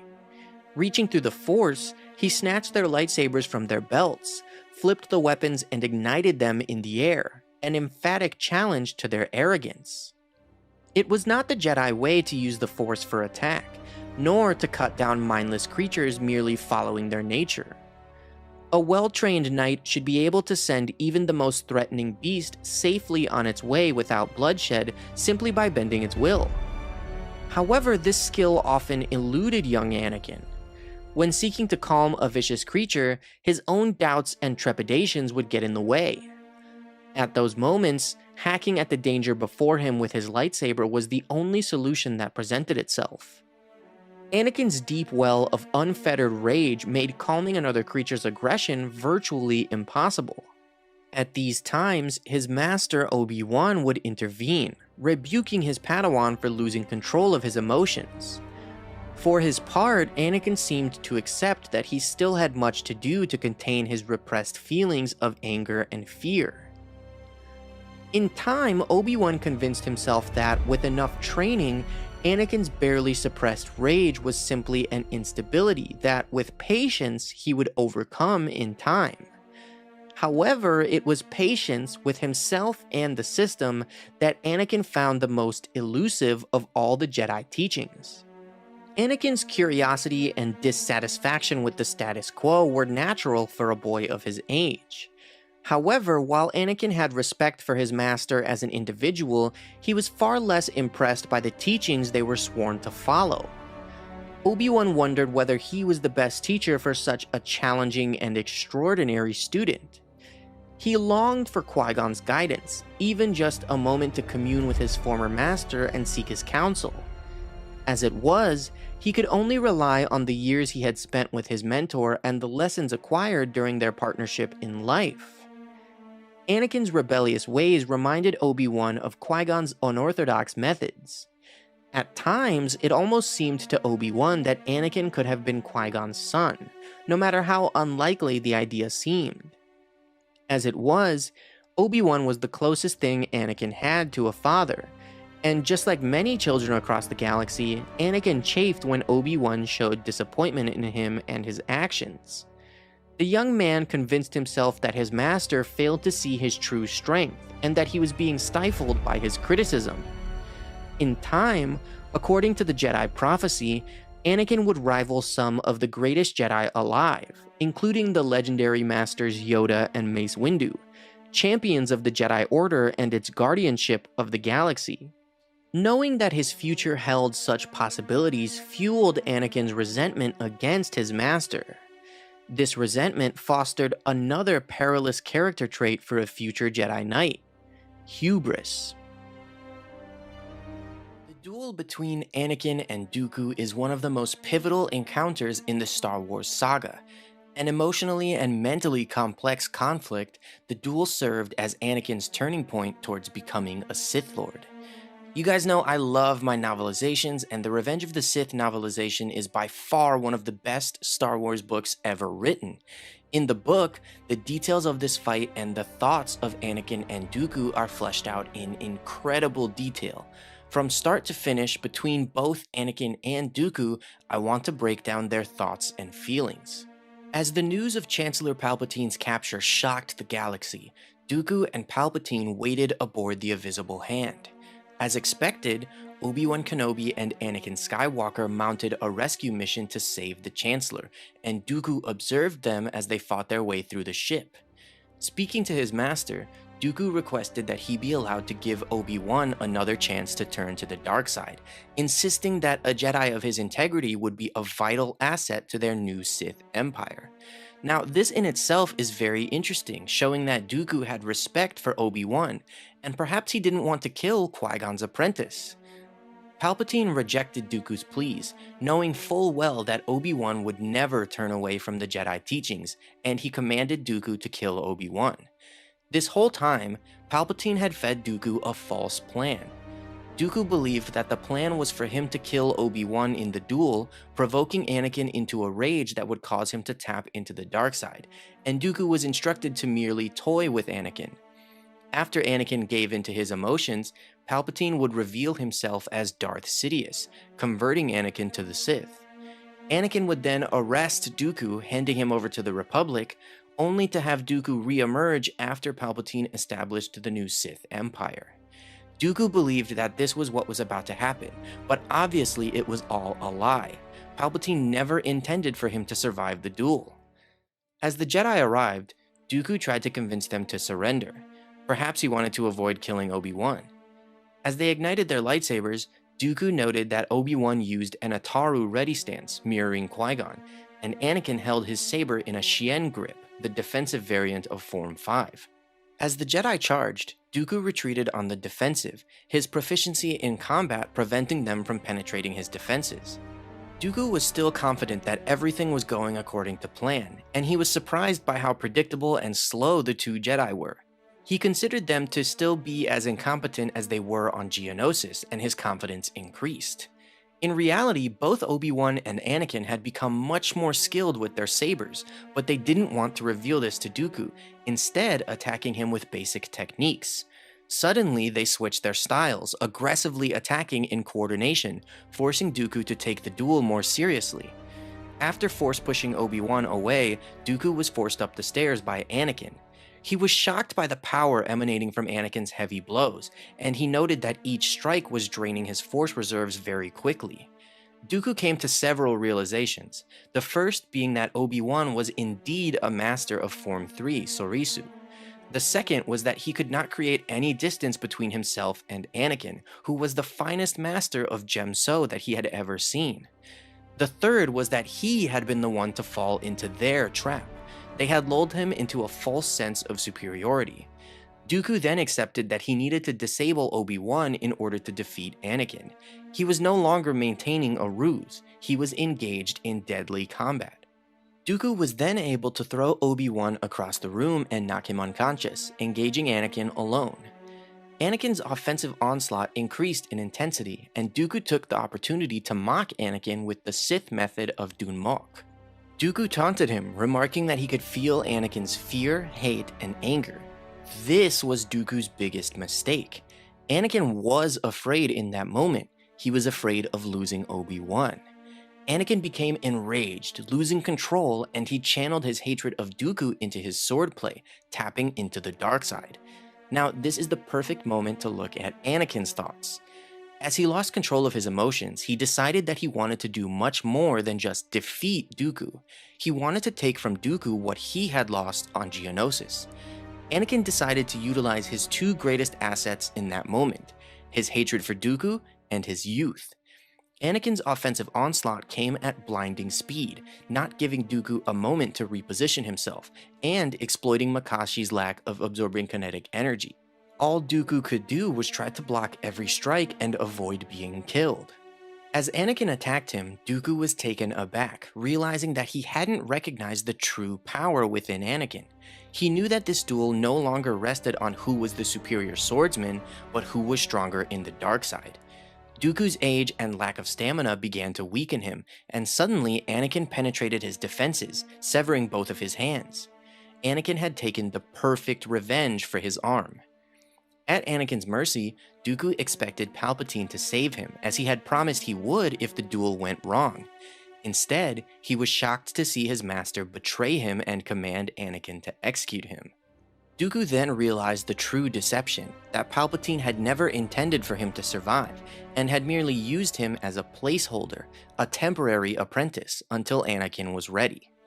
Dooku had never been the true heir to the Sith. He had been a Jedi all his life, and had learned very little of the dark side during his time as Palpatine's apprentice. In contrast, Anakin had endured a harsh life, making the dark side his closest companion, even if he didn't know it yet. Dooku realized that perhaps Anakin was already half a Sith in his own right. Dooku knew that the only thing he amounted to in the end was an insignificant piece of the puzzle, a sacrifice for the Sith grand plan. Despite hesitating for a moment, Anakin, falling from grace, killed him. Anakin immediately regretted his actions, but Palpatine eased his conscience by insisting that his act of revenge was justified. This was, of course, a turning point and one of the most important moments in Anakin's tragic story. To the galaxy at large, the Clone Wars were a series of planetary skirmishes between the Separatists and the Republic forces. Most citizens remained unaware of even deeper troubles brewing, orchestrated by the Sith. At the same time, the Jedi were gradually losing their standing in the eyes of the galaxy. No longer revered as peacekeepers, they were becoming despised and feared as warmongers. Despite the Jedi's beliefs that anger and fear served the dark side, Anakin Skywalker and all the Jedi on the front lines inevitably experienced these emotions in battle. Anakin in particular was enthralled to them. In the midst of the Battle of Christophsis at the start of the war, Master Yoda sent the newly appointed Jedi Knight Anakin a Padawan to teach, a Togruta named Ahsoka Tano. Yoda hoped that the responsibility of guiding a young and powerful apprentice would help Anakin quell his turbulent nature. It was obvious that the young man still yearned for parental acceptance and support. By taking on a Padawan, Anakin could fulfill the nurturing role of a paternal presence himself, and emerge the powerful Jedi the prophecy foretold. As the war threatened the peace and prosperity Yoda had seen flourish for more than 800 years, he hoped that Qui-Gon Jinn had been right, and that Anakin would bring balance to the Force.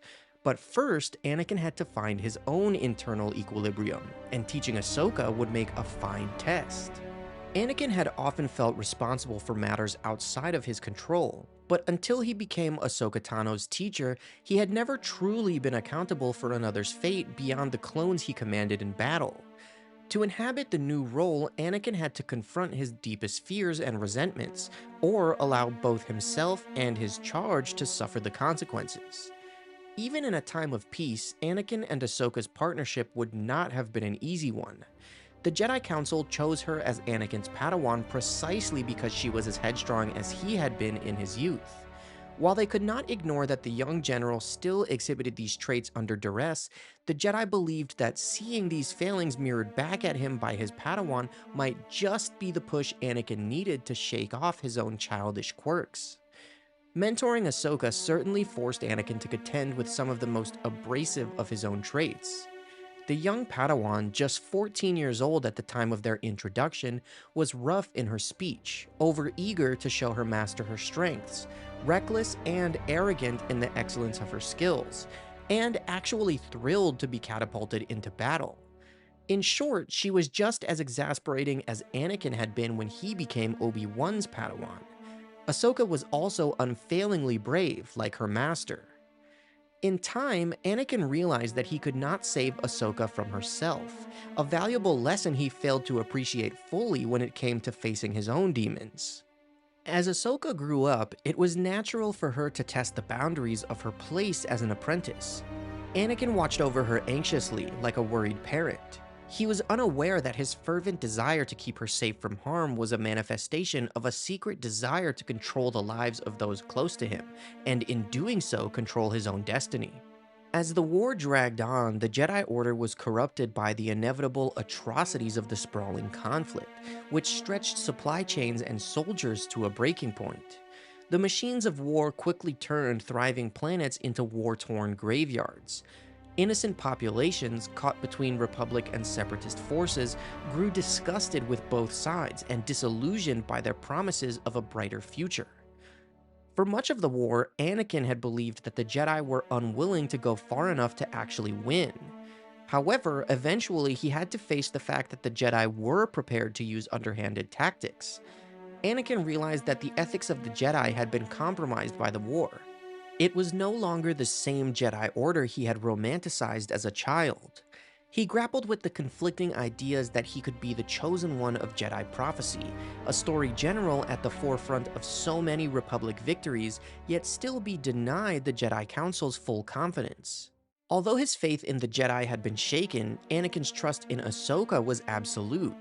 Inspired to avoid engendering the same feelings of betrayal he felt with the Jedi, Anakin strived to be a better and more open teacher, and a fierce protector. By the age of 17, Ahsoka had grown into an impressive commander and teacher in her own right. Master and apprentice were an almost unstoppable team on and off the battlefield, moving as one, two halves of a whole, both vital to the other. The year that the war ended, Ahsoka was framed for bombing the Jedi Temple, though she was eventually acquitted by Anakin. Anakin comforted himself with the thought that he alone had never doubted Ahsoka. He had stood by her, defended her, produced the evidence that had acquitted her, and saved her from losing everything she had worked for, just as he had promised he would. However, even this solace was to be denied him. Ahsoka refused to return to the ranks of the Jedi. Having been falsely accused and cast out of the Order, while the Jedi's once legendary second sight had clearly been dimmed by the dark side, Ahsoka did something few Jedi had dared to do before. Despite Anakin's heartfelt pleas to reconsider and a rare apology from the elders on the council, Ahsoka walked away. By doing so, Ahsoka accomplished something Anakin Skywalker was too afraid to do himself. Like her, Anakin had also lost faith in the Jedi. He had spurned their strict code and violated their protocols again and again in the name of justice and desire. But he was not strong enough to take a stand and walk away. The Jedi Order had been his life. The Jedi had freed him from slavery and offered him a home. Despite all the reasons he had to follow Ahsoka, abandoning the Jedi felt like a terrible mistake. He owed them too much. In the end, Yoda had succeeded in teaching the value of letting go of all one feared to lose. Only it was Ahsoka who had mastered the lesson, leaping into the unknown, while Anakin was left with familiar feelings of abandonment.